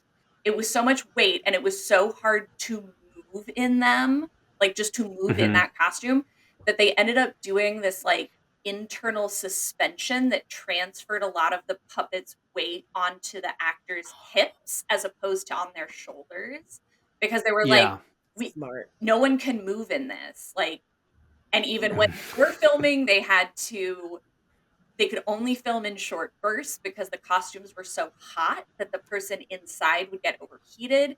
And so it was just like this really beautiful design, that like Luc Besson and everybody loved, and the art director loved this design. And then Nick Dedman and his whole incredible team were like, but what the actual fuck? We have to build this now. And it just became this like massive undertaking. And they're not even in the film for a very long time. Well, I think you just explained why. I just explained why, though. Yeah, no, I was gonna add, like, it made me, as soon as you brought this up, it made me think of the line when the Mangalore, he's getting trapped and they're like, hurry up. And he's like, time not important, only life. And I'm like, Is that because of the design of the costume and they couldn't, I know, I seriously. mean, I'm sure the whole movie is predicated on, like, the fact that, like, the guy gets trapped in there, but I'm like, that would be so Yeah. funny if it was because of the costuming. They were like, "We gotta change the script, like, we can't possibly No, make it's this possible. I happen." mean, Like, you know, it could be a Raiders of the Lost Ark, like Harrison Ford is sick today, so it's like we're not gonna have you heard this story that he was like there's a no. big action scene that was planned when Marion Oh Ravenwood yeah. gets like taken away by the people in the marketplace and he's chasing after her. There was always the intention that was all storyboard. It was that there's the guy who steps Oh out yeah. in like the big black robe and the turban and he does this crazy like sword fight thing that was supposed to be the Oh. beginning of a big that was supposed to be the beginning of a big sword fight, but like Harrison Ford was like had dysentery or was like malaria or like he was sick as a dog and he was like, can I just like shoot him? Like this makes no sense. Why would I like get into a giant sword fight with him? So and then it became like one of the best gags in the movie. Like this Yeah. guy swings his sword and then Harrison just shoots him in the face.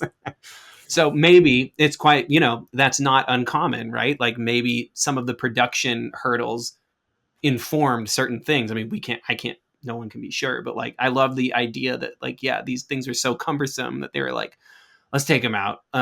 Let's just have this guy's hand get crushed. And that's how he gets the key, you know? I was gonna say, I wonder if Jason Priestley, Luke Perry drawing the Mangalores, like, I'm sure that was already a part of it, but I could also see that being like, we can't shoot them. Like, let's just like have something else happening regarding them.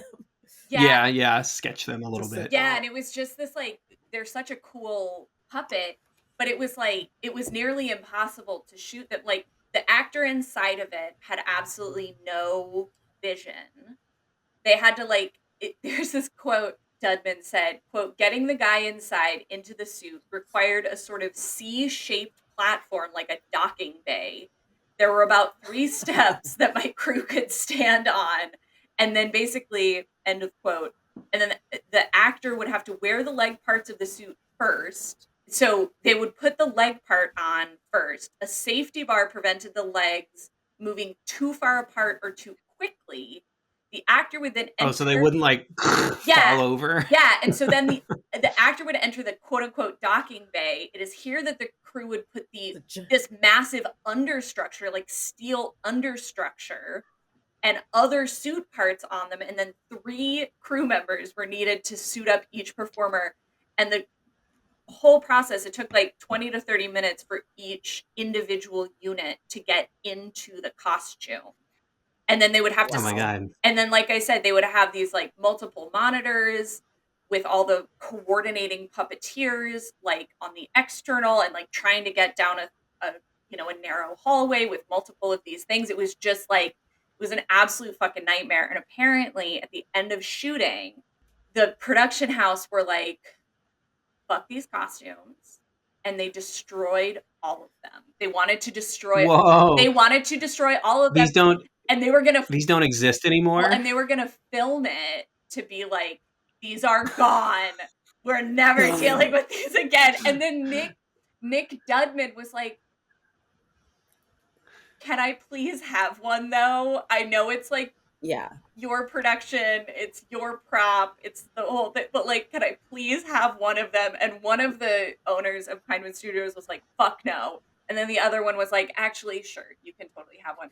So Nick Dedman took one of them and like saved it because all the rest, all the other suits that were built were destroyed. And oh my God. And there's pieces of it that like have been sold off to private collectors and that, you know, he kind of has in his, but that's also partially why it is really difficult to find images of them not in the film. If you go online and you're like trying to be like, oh, have they been on display or whatever? Because there's only one that ever survived. But it was, oh my God.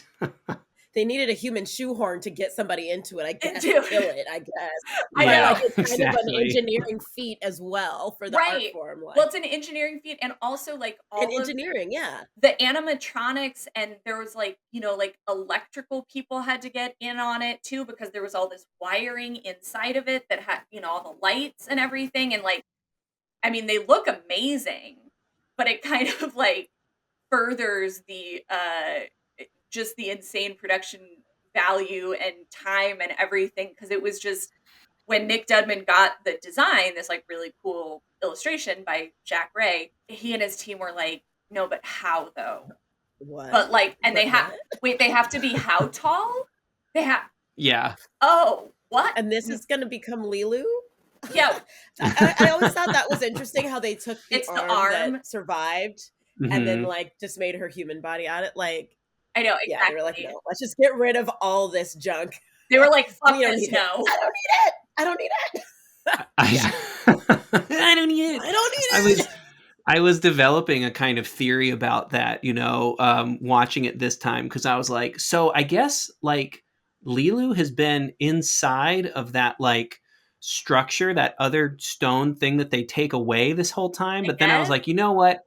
I'm getting this time. My theory is that like if this is an event that happens every 5,000 years, now I think that within that sort of statue, like the supreme being is like growing, you know? So like, which would make sense. It's not like she's in there in a state of sort of the same way that she's getting put back together. I'm like, oh, maybe she's maybe in a kind of sci-fi-ish, like non-scientific way, like the supreme being is like being born or growing over the course of 5,000 years inside of this shell. And then when the time comes, they are born to like do the thing that they need to do, like bring. Well, yeah. So that's just my theory, you know? Yeah. That's your theory. My interpretation, I always use in the movie, they talk about the DNA strands and they're like, these creatures have like so much denser DNA than us. And they're like, let's just take the amount we need to make a person, or like, that's all we're capable of recreating. So that's kind of what I thought. And it's like, oh, like this creature that looks like a creature / a machine, like if it were to be human, like this is the level of beauty or whatever. But yeah, I mean, like it's all I like made that up interpretation anyway. too. Yeah. Yeah. I mean, that's what they talk about, but it's all like, who freaking knows? I know. Many pieces of the logic, I think, actually work out if you're piecing it together, but there are definitely some pieces that are just like, just don't work. Like it's fun, and importantly, it works on the emotional level, which is really all the most important thing, you know. And I think that the Mangalores and the Mondachiwans are kind of part of that too, you know. Like they're like, why do they look like that? Like, well, they're just supposed to look like so crazy and alien at the beginning and be able to kind of move back and forth in this rhythmic, meditative kind of way. And like, I don't know, it's just a great way to portray those. It's like sometimes you have to like think logically, and sometimes you just have to be like, fucking do what seems cool, you know, because that's what's going to get people, you know, into the movie. Yeah. So I think, opening it with them in this really wild looking, totally alien armor looking kind of supreme being look is such a great way, because you don't see things that look like that very often. No, and it's very unique. It's such both. I mean, all of the creatures in this are such unique designs. They're unlike other aliens or creatures or things that I've seen in the past. Like it's a very out there designs, and it's really cool. And like, and also the little whatever the little buddy like pet thing is that lives in Zorg's desk is the cutest goddamn thing on the face of the planet. It is so cute. It looks like a little Muppet. And I'm like, he's got big Evan eyes. He has big Evan eyes. Got big blue eyes. He's just hanging, and he's just like, I just am a little. Am I supposed to save you? Yeah, like I'm just a little buddy. I'm just a little buddy. I'm just a little guy you pet. I love that Zorg is like holding him late in like a later scene. He's kind of like, he's got him on his shoulder. It's like after the scene where you're introduced to him coming out of the desk, which is like so odd. So weird, because I'm like, do you live in there? Like, what? What's going on? I know there's like a Roomba, and then there's like a creature, and then like, what world are we in? I know, what is happening right now. And apparently, like a cherry dispenser is like a concoction on your desk too. I would love a built-in water dispenser on my desk, please. Hell yeah, that would be great. I don't need to get up. Yeah, I don't want to get up. I don't want to. No. Um, I wanted to say just quickly the Mhm. Mondachi ones. It's so cool too because they're juxtaposed against ancient Egypt. Yes. It's Mhm. like yes. to bring this creature that's like a machine to this space, and as the audience, it's so good because we're so displaced. It's like, wait, we're in Egypt, and then there's these things, and then we're in the future, then we're in space. Like it's very smart, and like yeah, to have this cute little like elephanty guy where there's all this technology and this evil man, but he has this cute little pet. And then it's like, it also just to this point, it's like Gary Oldman choking on the cherry. It's like, this is the evil villain, and he is inept. Like, he's gonna kill himself trying to eat Yes. food. Trying to Like, eat a Yeah. fucking he's not a cherry. threat. He's not a threat. Yeah. So true. So Yeah. true. Those are some of the like kind of creature design. Obviously, this movie has so much great art and design, and I think Evan and Rachel were going to go on a little bit of a tear about Jodorowsky's Dune, the In Call, the And artist Mobius. Like, tell me everything. Tell me everything. Yeah, this is a really good yes. segue to start talking about what many people consider the seminal inspirations for The Fifth Element. And can I introduce the idea? Because this is a large idea because it encapsulates you guys' whole lovely first season of brother sibling movie, which has been about 90s sci-fi films. And what we're about to talk about has arguably influenced All of them. probably every movie you guys have spoken about. You're right. And let me see, where do I want to start with this? I actually watched a video about this, the writing process of this movie. This is sort of like a story that Luc Besson had in his head ever since he was like 16, apparently, and he didn't, make it until much later. But that makes a lot of sense because you imagine Luc Besson when he was a young kid, as a person who wanted to be a filmmaker, visual storyteller, taking in a lot of comics of the time. He would have been very familiar with the work of Mobius, a very famous French illustrator. Mobius, famous for working on many things, among them the pitch deck for Alejandro Jodorowsky's version of Dune, and also Heavy Metal, actually, which some people also think that the movie version of which that some people think that also this movie ripped off a little bit. But you can see young Luc Besson being completely influenced by all of these different elements. So it's very cool that Mobius became a concept designer on this movie to create that kind of world that he was imagining in his head from reading all these comic books as a child. And yeah, it's important, I think, to talk a little bit about it's important to talk about the influences of this movie project that never got off the ground, the Alejandro Jodorowsky's version of the story of Dune, which Rachel and I will talk about. There's a whole documentary about this, and we can catch you up on that. And also the comic book that sort of came out of that collaboration between Jodorowsky and Mobius called The Inkle, which many people consider Fifth Element to be a bit of a ripoff of.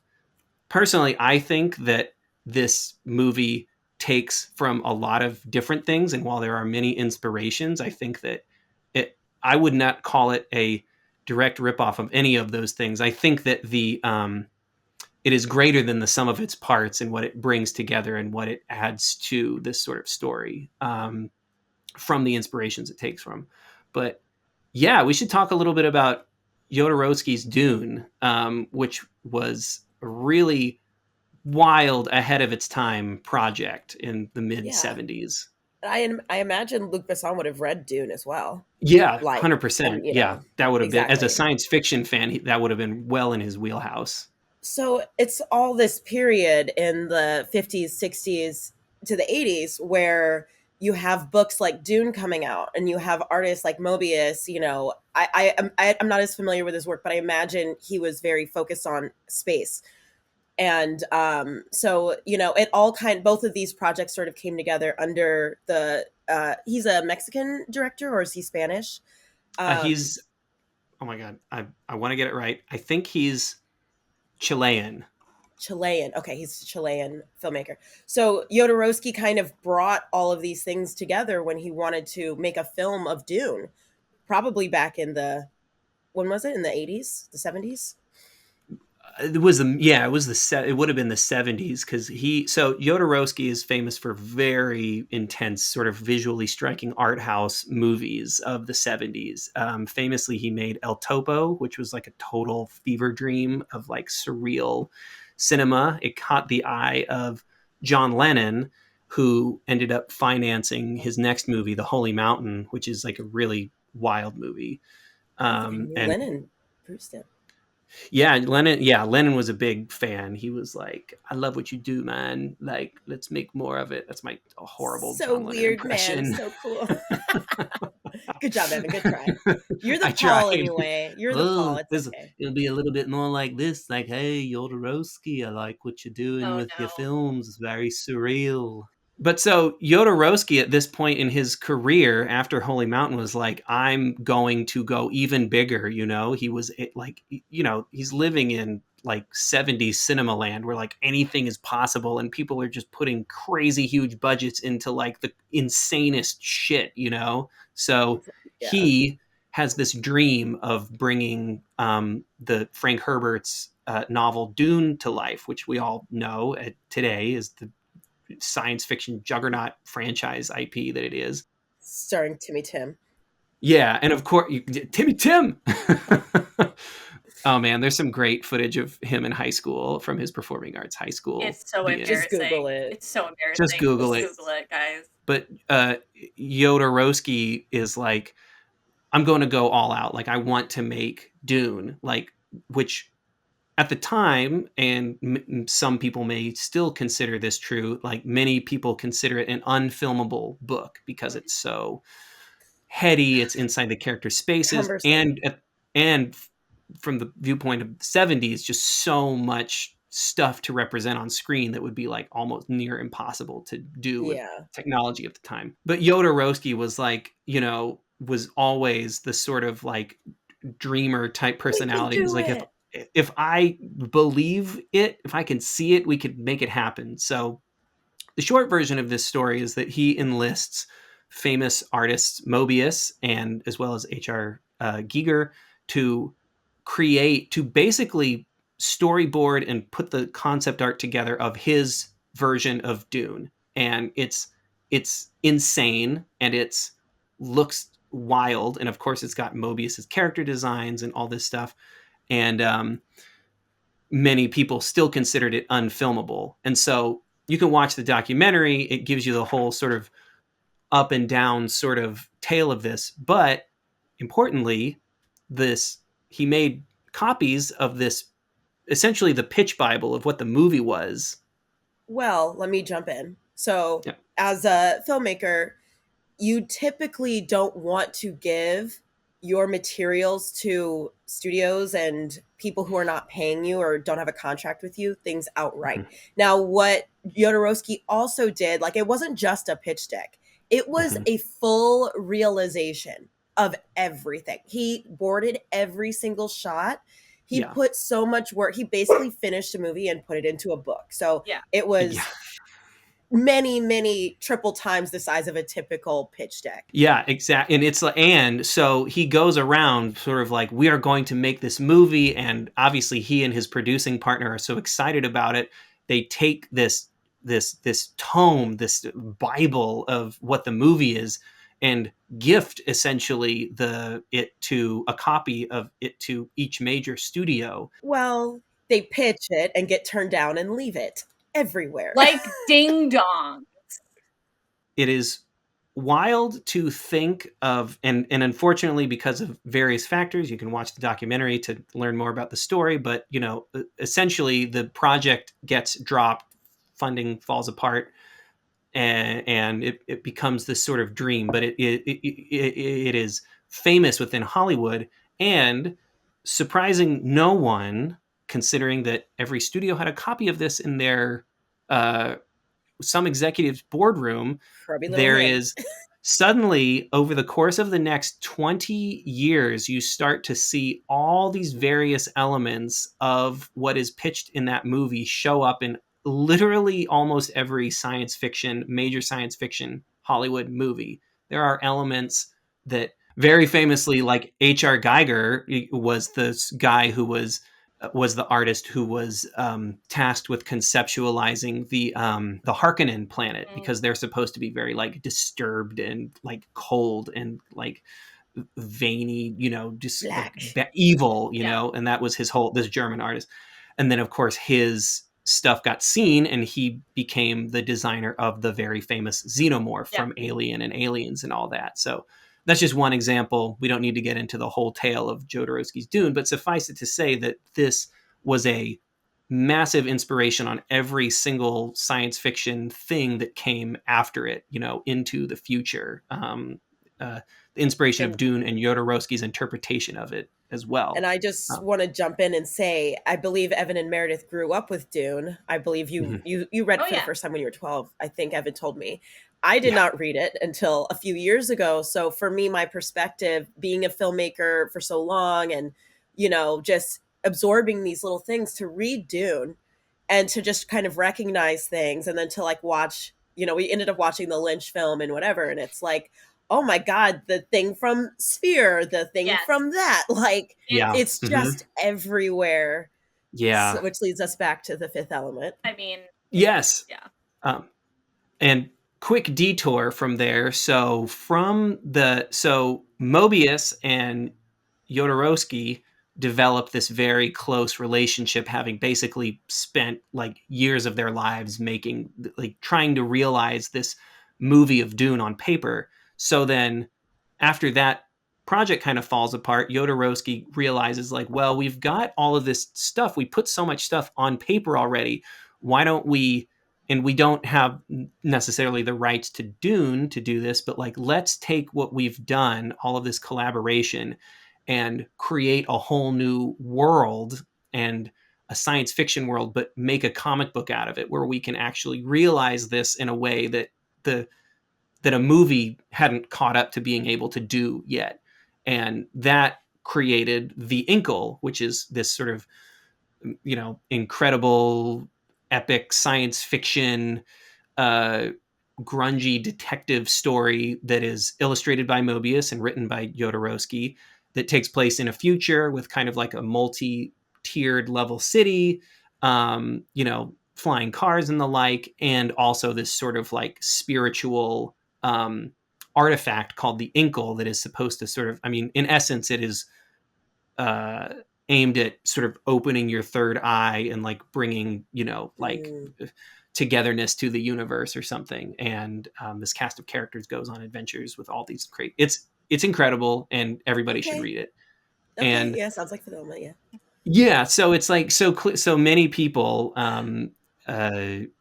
say, oh, they ripped the Inkle off, and I get it. There's no way it isn't inspired by in many ways, but I will say that the inclusion of this love story really brings it into more of like a Hollywood movie kind of thing that feels more concise in the way that a script is, as opposed to a sprawling graphic novel epic. And there's differeres, like the main character in the Inkle starts out as a detective, whereas Korben Dallas is more like a cab driver, and there's clear similarities, but to me, like it feels much more close to a thing that I've experienced myself, where like you're reading all these things at a very impressionable time in your youth, when you're 16, 17, getting into comic books and literature and movies, and you're kind of taking it all in. And to me, it feels like a very clear synthesis of all of these different influences that Luc Besson was experiencing, and him sort of throwing it into this other like world of like this story that involves like elements and falling in love and radio DJs and all this stuff. I was also going to say that many people also, so Heavy Metal, which was an animated movie, very sort of like boy centric, like sexy near naked ladies and crazy violent things happening was a Super movie from the late 70s, early 80s, but a big influence on many animators, like there's also a lot of similarities between that, but Mobius also had things to do in that world because he was making science fiction art. So I think it's very telling that the Mobius's influence is clear because Luc Besson literally hired him to be a part of this. So I think the mere fact that he has become part of the fabric of this movie speaks to the fact that his stuff was so influential on Luc Besson that like it was like, okay, all these things, let's make something like that, like all these things that have come before, but like new, and like let's make this Hollywood movie our own, So I just love that all those things are influential, but I definitely think that, it is inspired by, homage to, and very like of its own world, despite being very heavily influenced by all these great, incredible science fiction franchises and works from the past. Yeah. I mean, that's what I was going to annoyingly interrupt you and say is like, how are they ripping him off when he's literally a part of the fabric of this film? Right. But also, yeah, Mobius has clearly been so influential, and it's great because this film combines so many different elements, and it stands out in science fiction, but also it's made of exactly the same stuff most science fiction is made of. So it's like, yeah, it's a really cute, unique story that's couched in all of the artistic elements. Like, agreed. Yeah, no, I think it is greater than the sum of its parts, in my humble opinion. So I will defend it. Yes. And I'm also going to say one thing is that when we were talking about pacing at the top of the episode, and you were like, it starts off slow, it's like getting us in, and then it just, slowly increases in speed and stuff. Unlike Dune. Okay. I actually really love Dune. I enjoy reading Dune. No, 100%. I love it, but Dune does the exact freaking opposite. Frank Herbert, love ya. I love sitting in the meditative, like, let's understand the time and space of this world and the tryingness of these Fremen. But it's like, it's all this slow, low build, and then we get one scene at the end where like 9,000 things happen and it's over. I'm like, you did not pace this right, sir. I love your story, but like, dude, his element spacing leaps and bounds way better.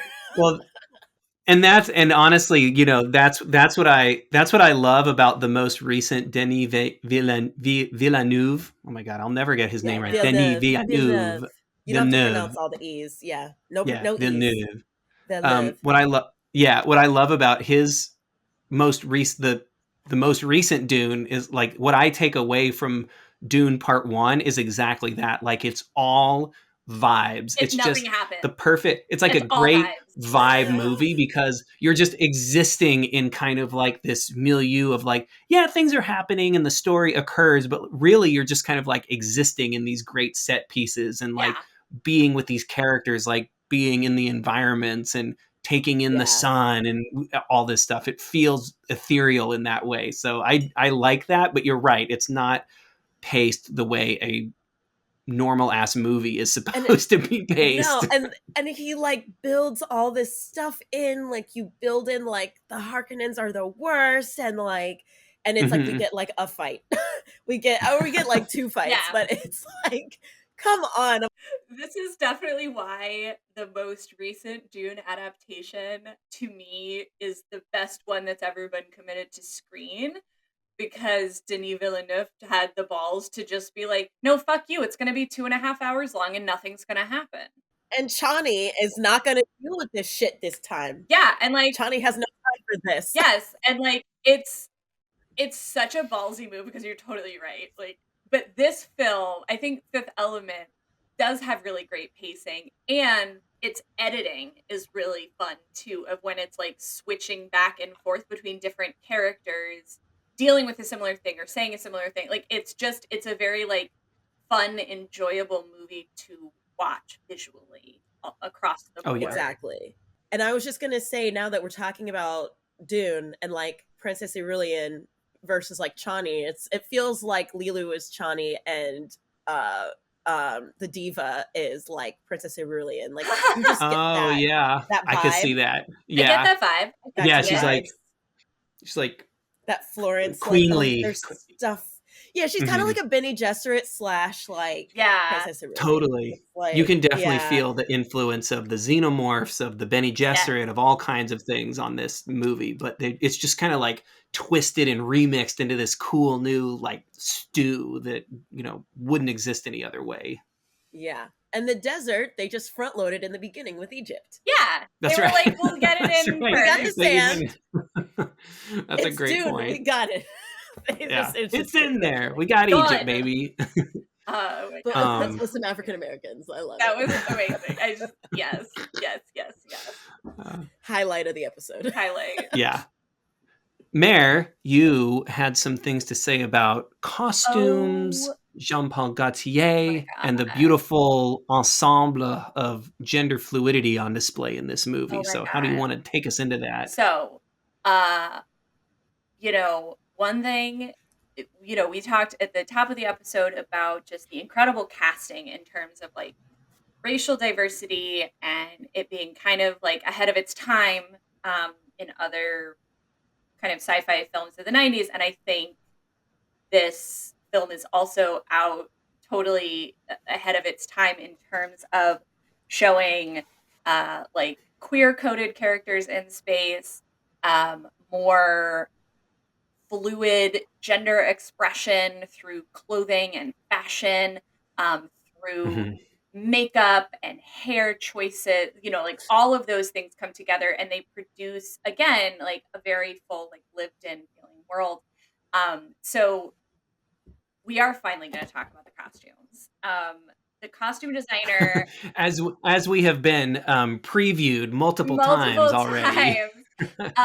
So the costume designer on this film was Jean-Paul Gaultier, who is a highly influential French couturier.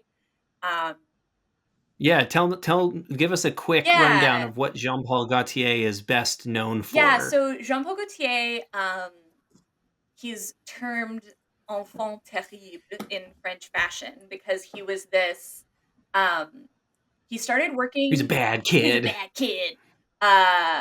He started working for Pierre Cardin when he was like in his early 20s as an assistant, basically didn't have any formal design education.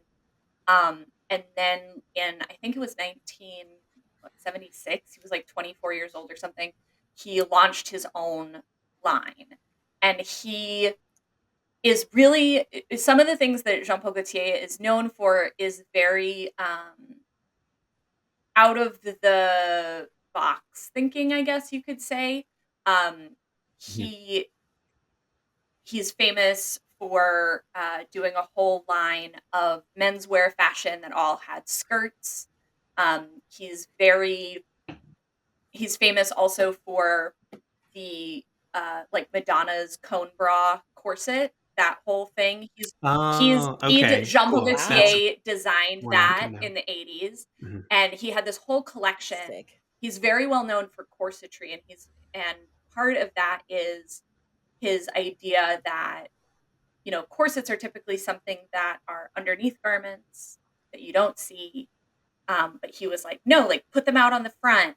And he also, you know, garnered attention, both positive and negative, for using models that were short, that were heavy set, who had tattoos, who, you know, didn't look like typical, quote unquote, kind of the typical like tall, skinny, you know, model type.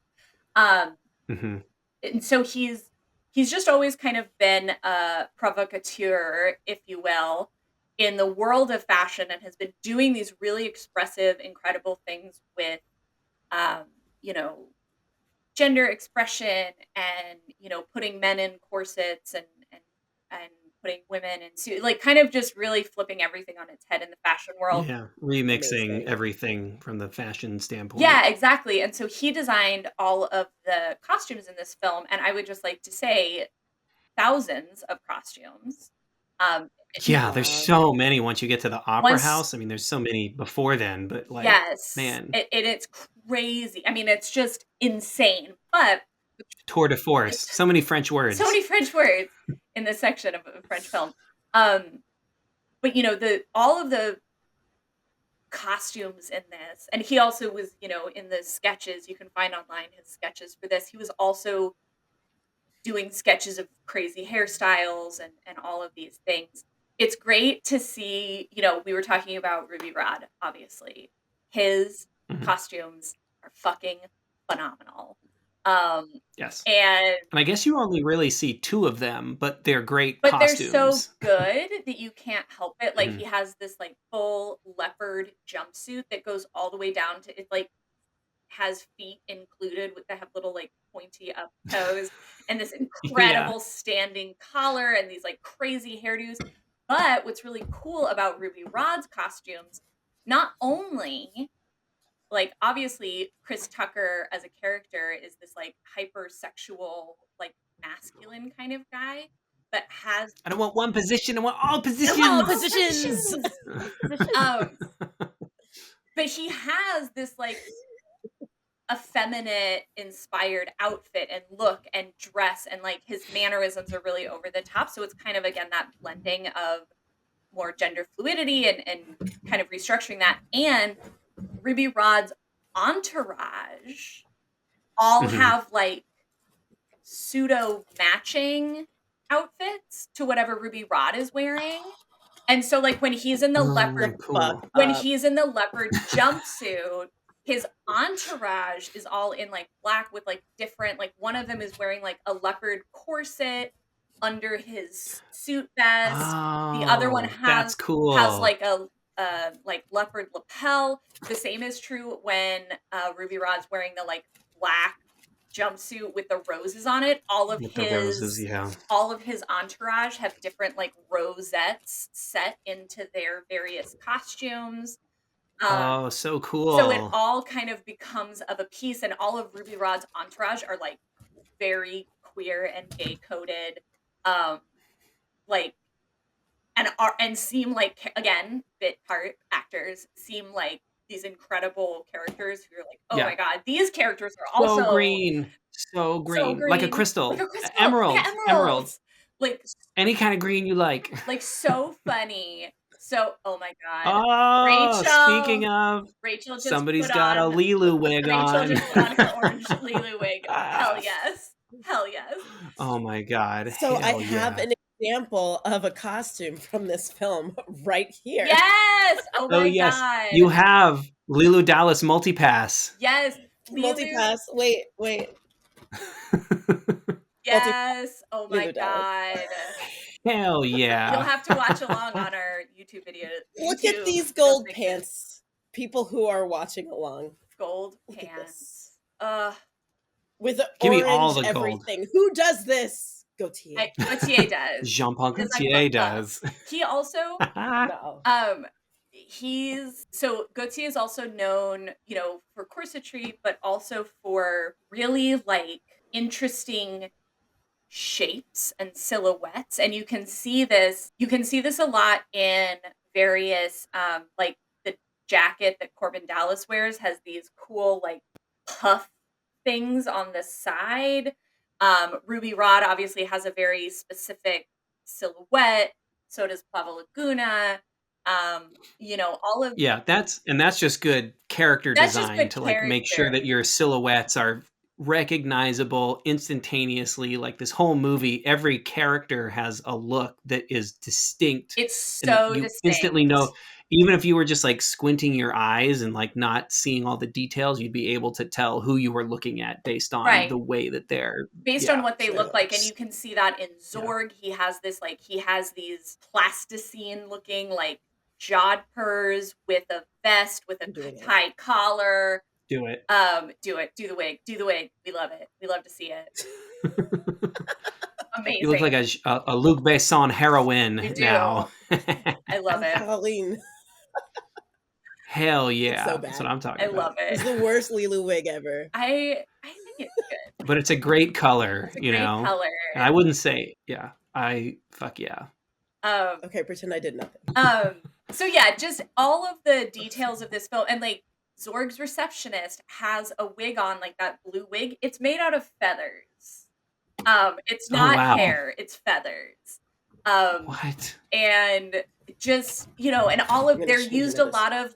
they used a lot of latex and like rubber, like the cool like orange harness thing that is latex, so it's like you stretch to get into it.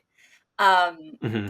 And you just see a lot of those, like the costumes are so beautifully considered, and even the Korben Dallas's like orange tank top, it's like, oh, it's a bright orange tank top, but then you're like, you look at the back and it has like cool interesting straps, and the knitting pattern is like really unique and different. So every single thing has these moments of real like beauty and intensity. Yeah, just like the bit characters, they really Yeah, took the time to put little details into everything in this movie, and you can know, and like even though sometimes there are pieces of the movie that maybe by today's standards, like when Leeloo jumps out of the wall and it's like, oh, that was tinfoil tinfoil. that they painted gold, but it Oh also yeah. works super well, and like, but like clearly they put so much effort and detail into every piece of the movie, from the characters to the extra little bits on the costumes to the Yeah, animatronics. And it's like every part of this movie, and it's especially apparent in the costumes, is so realized, and it feels like yeah, they gave each department head room to play around and like add the little pieces, like yes, within reason. But clearly you hired Gautier to do his thing, right? So right, like you're gonna want him to make. to put it out there. And I think, and like Diva Plavalaguna has an entourage as well, and she and her entourage are also very like kind of queer coded. Like, oh my god, let's talk about the crush I have on Hmm. her female assistant. And like all of her attendants have these like crazy masks and are wearing these kind of big, diaphanous black. Like it's just every single bit of this film's costuming is just eye candy, and it's really delightful. And I think the use of the types of materials that they were using, of using like plastic, like using like Yeah. kind of plasticky looking lab coats, and the Mm. latex and rubber pieces, the when they're in the airport and there's those two Mangalore Yes. like Oh yeah, imposters in in disguise. disguise, Hmm. their Oh, they are costumes, hot. oh my god, that woman, I cannot. I just They were baddies. Like they they're were outfitted to the guys. baddies. Like Well, and so Hmm. that the female actor who's like playing one of those characters, she has this insane fucking costume. Her jacket is made out of white marabou feathers with like a red feather collar, and she's wearing a green vinyl see-through shirt with a black thong under it, and it looks yes. amazing. Like Ugh. it's so good. Um and it's just like so many of these costumes were obviously custom made for the actor who's wearing them, because like the bandage. They wouldn't fit in them any other Yeah, and way. like the bandage outfit, that's made that Leeloo wears in the first bit. Like obviously that has to be like all of that has to be custom made, but even like down to, like Korben's tank top and stuff like that, those were knitted. Like that was designed for that person. They fit so well, For and they him. they look so Yeah, good. because so many of the, I'm sure there's a lot. I'm sure there's probably some things that they repurposed from things that already existed, but so many of the little fashion, uh, so many of the outfit pieces um, are so unique in a way that don't seem to exist on normal clothing. Yes. Like later in the movie, Korben has these like arm warmers or something Yeah. on. Like he has something on his Yeah. forearms, and you're like, that's not a thing that What like the fuck are those? exists. It Like, is though. It is oh, it is. though. My friend, sorry, I'll just No, say No, that I don't since you know bring it much up, about my fashion. friend Ryan in Florida is like a very pale Irishy guy, and he does not go outside, but he literally wears these like sleeves that are not a part of his shirts to Yeah. protect his skin. I was gonna say Like, I actually what? do have some of those. I wear I'm them sure. in the I'm summer when sure I you go do. outside and garden, because I can't just keep putting sunscreen on my pale ass skin. But they're like, well, it's great that they included mesh. something like that into They're like mesh. into Korben's And outfit at that point in the movie. yeah, and the And costume. he doesn't need it; just makes him look cool. No, it just makes it look Exactly. cool. And even the costumes in the opera house when you're kind of Ruby Rhod is going down and he's shouting out all the different people. You know, you have Baby Ray in this, who's this, you know, actor apparently wearing this like fully mesh lace shirt with like lace gloves and wearing makeup, and that some of the other people have these like epaulette marching band looking jackets, and the hair, it like across the board. If you get nothing out of this film, which obviously all three of us love, just watch it for the fucking costumes. They're so good. And I think Jean-Paul Gaultier was so the right person to do it because as a designer, he has never been interested or bound by gendered expression of fashion and like a gendered idea. Yeah. And I think, I mean, and especially, you know, what we're seeing like now in 2024, we are getting to that point a little bit more of moving beyond a binary in fashion, and I think Jean-Paul Gaultier was such a forerunner of that whole movement of being like, they're just clothes. Like, I just want people to look cool. They're just clothes. And also, like, he might have a little bit of a sailor fetish because all of the crew on the boat are these like ripped hot young dudes wearing like skin tight crop tops and like short shorts with like big short white shorts. Yeah. And it's so funny.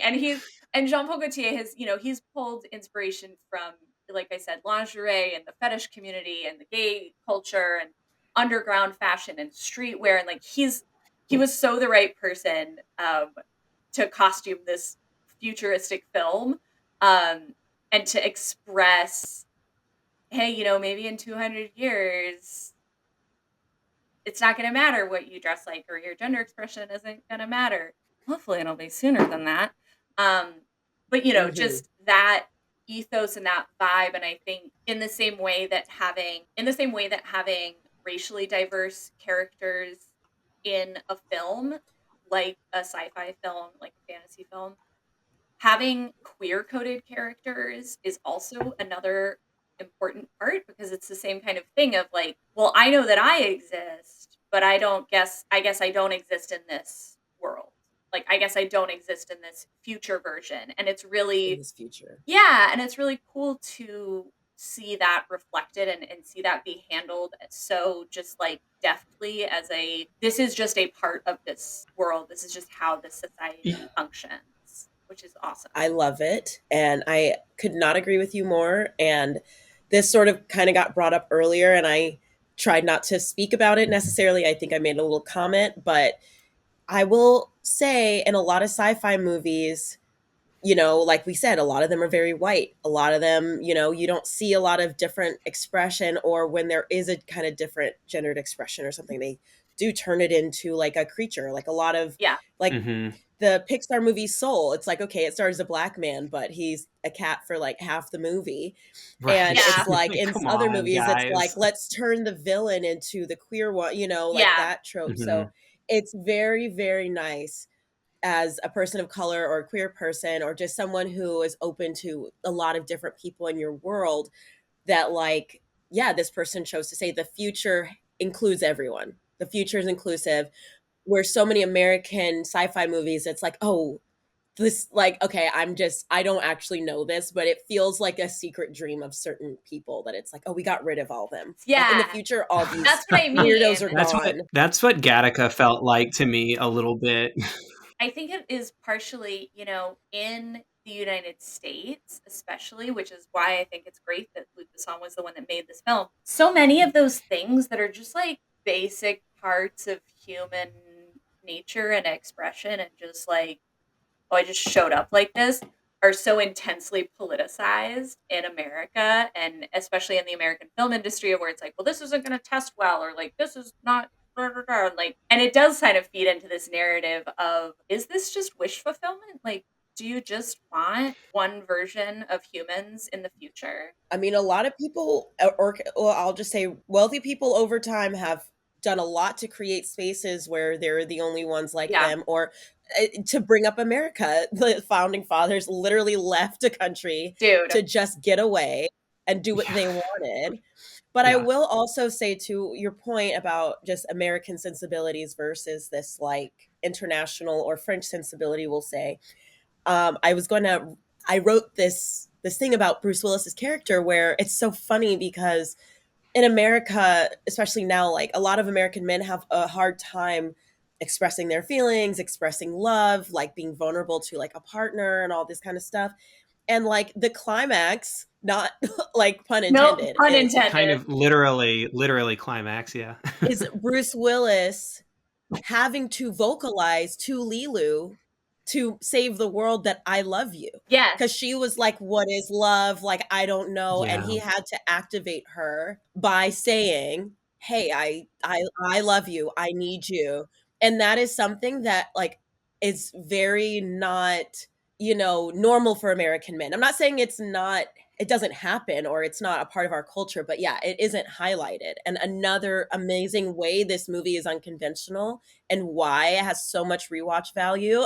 Like, it's just good. That it's breaking down so many assumptions and tropes that American audiences have. Conventions. And it's doing it in a really playful way that is not sort of on the surface. It's just like letting all these elements existing in the world. And it's like, to me, it speaks to what science fiction can actually do in a way that, like we're saying, many Hollywood science fiction movies don't do, because the closest analogous thing for Hollywood movies is sort of like mythology, right? Which is very like archetypal. It's very like the classical mythological, in a lot of ways, because of Star Wars, it became science fantasy in many ways, because it's like, let's take fantasy elements of mythology and these things of like great heroes and the sort of what you might consider, gender norms in a lot of the like Greek myths, at least, and stuff like that, and put that into a science fiction world. Whereas like what the best science fiction novels do and have always done is imagine a totally different world or a totally different history of humanity where things go in totally different ways that you don't expect, that aren't archetypal. They are new because they're imagining what the science and the discoveries of the time could lead to in the future. Mm-hmm. So in that way, even though this is a very like hero's journey movie, as many Hollywood action movies are, it exists in this world that is at odds with the typical sort of archetypal story, because it's including all of these things of like, let's imagine a future where all of this is taking place and it's just background. Nobody's commenting on it, and we all still have to save the world anyway. Yeah, we still have to do this thing. Well, I think that makes for a pretty good segue into talking about the message and theme of this great movie, which, as Rachel pointed out, is maybe the main reason it has so much rewatch value on top of all of the other specific things that we've been talking about this whole time, right? Because in the end, it's really all about love. Yeah. It's about love. It's a love story. Love. It's about love. Yeah. And I'm so glad you brought that up, Rachel. I was like, oh, I wasn't the only one who noticed that. Like so the ending of the movie, just to recap for anybody who's lost in the sauce now, the big bad evil planet that has been the bad thing of the whole movie is coming to Earth to cover it in darkness and evil, and who knows what it's actually doing, but it's bad and it's coming for us. General evil. Yeah, just general evil, just hatred and anger and all the bad stuff. So the stones that they've had to recover have all of the four main elements: water, air, earth, and fire. Activate, Captain Planet. But and so they have to get the super weapon that is in Egypt through inside of this pyramid. They have to activate all of the elements. So they have to, they make a great meal out of it. Like, we don't know how. We got to add the water to the water. We got to throw earth on earth. They don't even know what they are. They don't No, even know totally. what the element, they're not even thinking about it. They're just stones. Yeah. Yeah. The whole time it's just Exactly, the yeah. stones, the stones. We don't even know what we're supposed to do with these. So they figure it out. They make a great meal out of Korben only has the one match. And it's very funny because Ruby Rhod is there, and it's like, it's so fucking delightful. No, but also the priest's assistant, we never talk about Oh, him. yes. But Mhm. they set his character up. He's nervous the whole time. He's foiling, Yeah. like Yes. Cornelius sends him to get on the ship with Leeloo and he fails. Yeah. So then when he's at this place, he's the key character for this part. No, I know. It's great that he is the one who they give him a moment to be like, oh, he can be like the beginning of he can be heroic in this sense too, that he helped.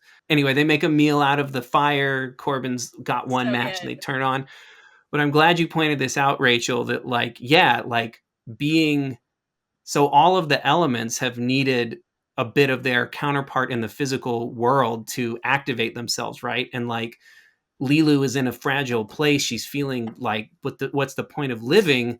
And to activate her, if you think of her as a stone and her element being love, you need to have her experience love for her to activate her, right? And like, it's beautiful, just, honestly. Yeah, every time I think about it, I'm like, what a good idea to just be like, oh yeah, and it's one of those things. It's like you could say it's like such an obvious metaphor, but I just love movies that take it to that place. It's not saccharine, and it's not disingenuous, and it's not like those things, love, grief, anger, whatever. There are a lot of trite stories that you can tell with them.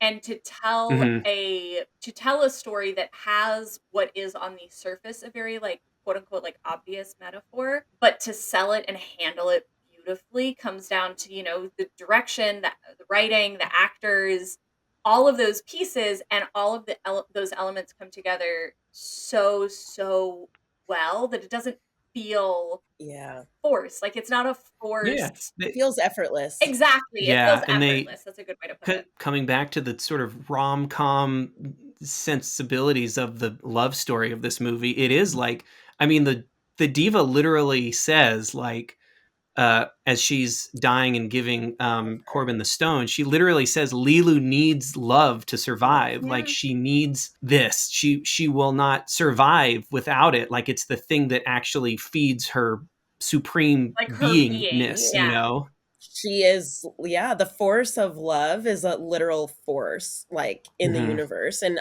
I honestly think it is the force, like in Star Wars too. Yeah, because it's connection between all things, right? Yeah, it blows me away every time how succinctly they make that point through all of the other things that they've set up in the movie, and what a deeply like heartfelt way of making that happen is. And to get it off of the saccharine thing too, like it's also great because the whole end sequence in a way is sort of like a metaphor for climaxing, but in the best way, in the French way, not just because it's like supposed to mimic people having sex, but just because it's like the release of love happening. And it's just so incredible the way that they put it together. And she just blasts evil out of the sky with her and Korben's love. It's it's beautiful. It's really beautiful. And this is not a beautiful part, but like in the beginning, you see, I think the movie might even start with like coming out of the mouth of like this statue that is literally doing what Leeloo does at the end, where it's like, but and then also it's pink. Love is pink. Duh. Yeah, it's just good. Like it's just good. In terms of the writing and character development too, Zorg as a character has like aligned himself with this like big bad evil whatever, and Zorg has this great monologue of like chaos and destruction are what create life, and like kind of he's this character who is very obviously, he's in it for himself. He doesn't give a fuck. He'll fire a million people if he wants to. Like he doesn't care about anybody. It's him. Whereas the priest and Korben and Leeloo, they're all kind of representing this like, well, we have to all come together and we have to work together. We have to be a community. We have to like love and and that like connection is at the heart of humanity, and that's what creates. Totally. And it's a great kind of long-term juxtaposition of these, again, two what on the surface are kind of like quote, like the most obvious, like love and hate and good versus evil and whatever. But yeah, like it's just great. It's handled beautifully. Yeah, it speaks to our souls as human beings to be reminded that like love is literally the glue that holds the universe together. And it's hard not to get a little choked up thinking about it, because it's like this is crazy, silly action adventure, zany comedy movie, and it's got like this incredible message of like staying open to the possibilities of love and letting like love guide you to fight evil. It's like it's just, yeah, it's wild. I can't say enough I good things know. about it. Yeah. Well, those are some pretty fucking rock solid thoughts and takeaways. I will just, on an ending mark, I'll just say I love this movie even more now at the end of the podcast than I did before. And that's saying something. It is. I mean, I went with some mutual friends to see this movie in an outdoor screening in Hollywood, and like the cheers that went up when the movie started, the cheers from for Bruce Willis, because we had just found out about his diagnosis, like from people, because you don't hear about this movie in like pop culture like all the time. No. Like it's kind of a thing where when you discover somebody else loves it, you're like, oh my God, or like whenever I bring something up, or I was Leeloo for Halloween and I got so much reaction from people that this is not Star Wars. This is not something that's always out there, but it is in people's hearts, and like it has affected people deeply, even if our culture clearly can't support it all the time. Yeah. It's been nourishing for people, especially Americans, I think. It absolutely has been, and I think that's such a good point. It lives in people's hearts. It doesn't live in pop culture necessarily. It doesn't live in like media and toy stores and all of that stuff, but people do have like a heart connection with this, like a very personal connection. Okay, well, is it time for maybe it's time for a Tambok na siksi. Tambok na siksi. Vibe check. It's time for a vibe check. Vibe check. Vibe check. Vibe check. So for those of you who may be listening for the very first time, at Brother Sibling Movie, we do not rate things on a number scale or a star system. We rate films on two things and two things only. How is the story? How are the vibes? And that's it. And vibes can kind of be an amorphous thing, but you know them when you feel them. You know what I'm saying? Yes. Story-wise, I will say I have become a TV writer, and while I'm not the most confident one, I do feel like I've been learning so much about story and really trying to internalize what a good, solid, well-balanced story is. And, this one literally has everything. As we've talked about, it encompasses humanity. Like it encompasses time and a broad spectrum. It encompasses good and evil, love and hate. The story is, it's like 5 out of 5 elements. Okay. Like 5 out of 5. I love what you did there. The vibes are lit AF. Yes. Okay. It's just lit the whole freaking time. Yes. All right. Even when it's sad or contemplative, like it is lit. So I'm gonna vibes are litty. Evan, what do you think? I think it's gonna be this way across the board. It's like 5 out of 5 if we're counting it when it comes to story. I mean, it's such a beautiful world. It's got such a great message, and it's so fucking fun to watch. It's so fun every to time. watch. Every time I watch it, I just have so much fun being in this world. I don't ever seem to get tired of it, which is saying something. And yeah, all around, just future vibes, androgynous vibes, New York vibes, sci-fi puppet vibes. I mean, it's got it all. I mean, what else, like diverse representation vibes, like fucking sick costumes, colorful vibes. Everything about this movie's vibe is stunning and shows itself off in every way. It jumps off of the screen at you. And really phenomenal story, phenomenal vibes from me. That's top tier shit. It's some top tier shit. Hell yeah. Just shout out the little technology things, like the little eye makeup thing Leeloo uses. Oh my god! I'm like, and how? the nail polish thing. We skipped over our little section of all the cool things that the future, the Fifth Element imagined for the future. So this is good. This is like a fun thing to, So there is a pill that you put in a microwave that becomes a giant rotisserie chicken like meal. We don't have to cook in the future, thank God. Aziz Light. That's like not a cool technology thing, but that I would be remiss if I didn't mention Aziz Light. I would say it's technology because it's just basic, like, let's use a mirror to light up the space. You're right. 100%. I also the makeup visor. Oh, don't forget the McDonald's fly through. Oh god, yes. I didn't even talk about the McDonald's ladies' costumes. They're fantastic. Hot. So hot. Also, just like getting into your car and knowing how many points you have on your license would be incredibly helpful. I'm saying that for a friend.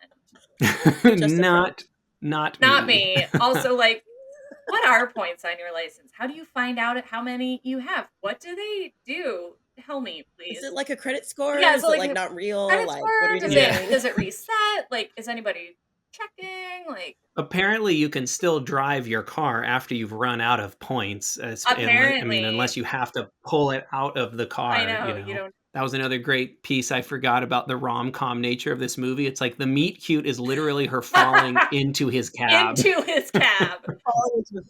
What a great meet cute. Like that's you couldn't ask for a better one. He just immediately learns English to be a damsel. A great fare falls into his lap.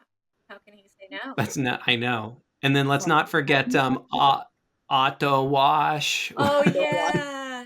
Korben's apartment is fantastic, by the way. Korben's apartment is fucking phenomenal. Like, it's this little teeny tiny pod, but all of the shower goes down, and then there's the refrigerator, and then like there's the bed that hides away and resets itself every day. And yeah, it's what's happening there? I'm assuming I'm just thinking about why when you put the bed away does it get, and I'm assuming like, oh, it must have sort of like, maybe it just like maybe you don't wash your sheets in the future. Maybe you just get new sheets that just get plumped onto the bed when it goes in, and then it like gives it to you hermetically sealed in this plastic wrap, I'm going to say something that maybe is slightly awkward. There's this, I'm from Florida, and there's this famous restaurant in Miami that I talk about. Evan knows all about it. It's called Joe's Stone Crab. It's very fancy.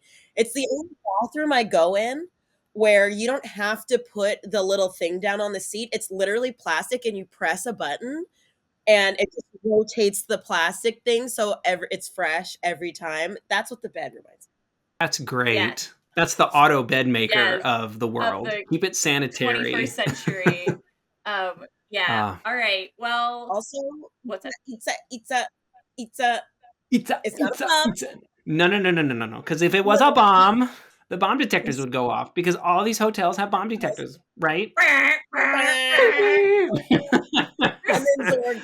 There's so many bits of great comedic timing in this whole film. Like, there's too many to go into, but it's yes. Clearly, we could keep talking about this movie probably forever. For another 5 hours. Very near and dear to our hearts, but I think we covered all the major pieces of it, and I'm very happy with this very well-rounded and full discussion of this great movie that will continue to be, I think, one of our favorites for many years to come. Yeah, and Rachel, thank you so much for joining us today. Thank you, Rachel. Thank you, Vito. It was really fun, you guys. Yes, where can the good people listening find you? I'm a filmmaker. I am a writer. You can find me on Instagram. My handle is Rayfluxin, Rayfluxin, and you can look for me on IMDb if you would like to see all the cool things I've done.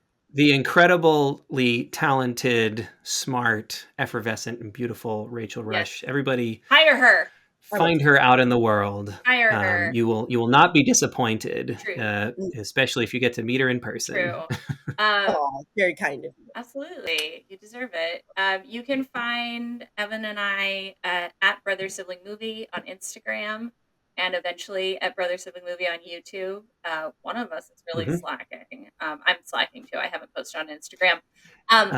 Yeah. Yeah. Hello. So, you can also email us thoughts, movie ideas, theme suggestions, anything at brothersiblingmovie@gmail.com. I did check it. There is nothing in there. Not yet. Good. Yeah, you can find me on Instagram at Lawn Daddy Lives Here. There's underscores between each of those words. You can find Evan, who is also a At great filmmaker, writer, director, stop motion animator, person, fabricator. You can find me at Art of Evan K on Instagrams. Artofevank.com is my portfolio website.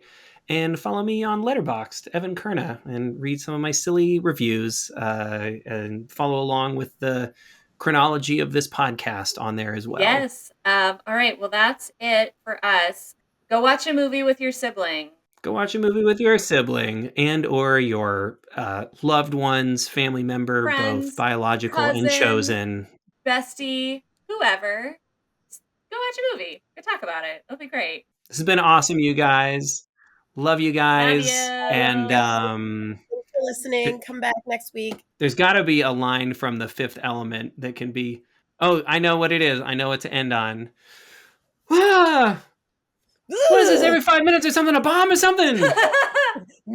I'm leaving. Hell yes. Hell yes. Ended it on Ruby Rhod. All right. Yeah. I love it, you guys. Love it. Love it. Lots of love. We'll see you next time. Bye, y'all.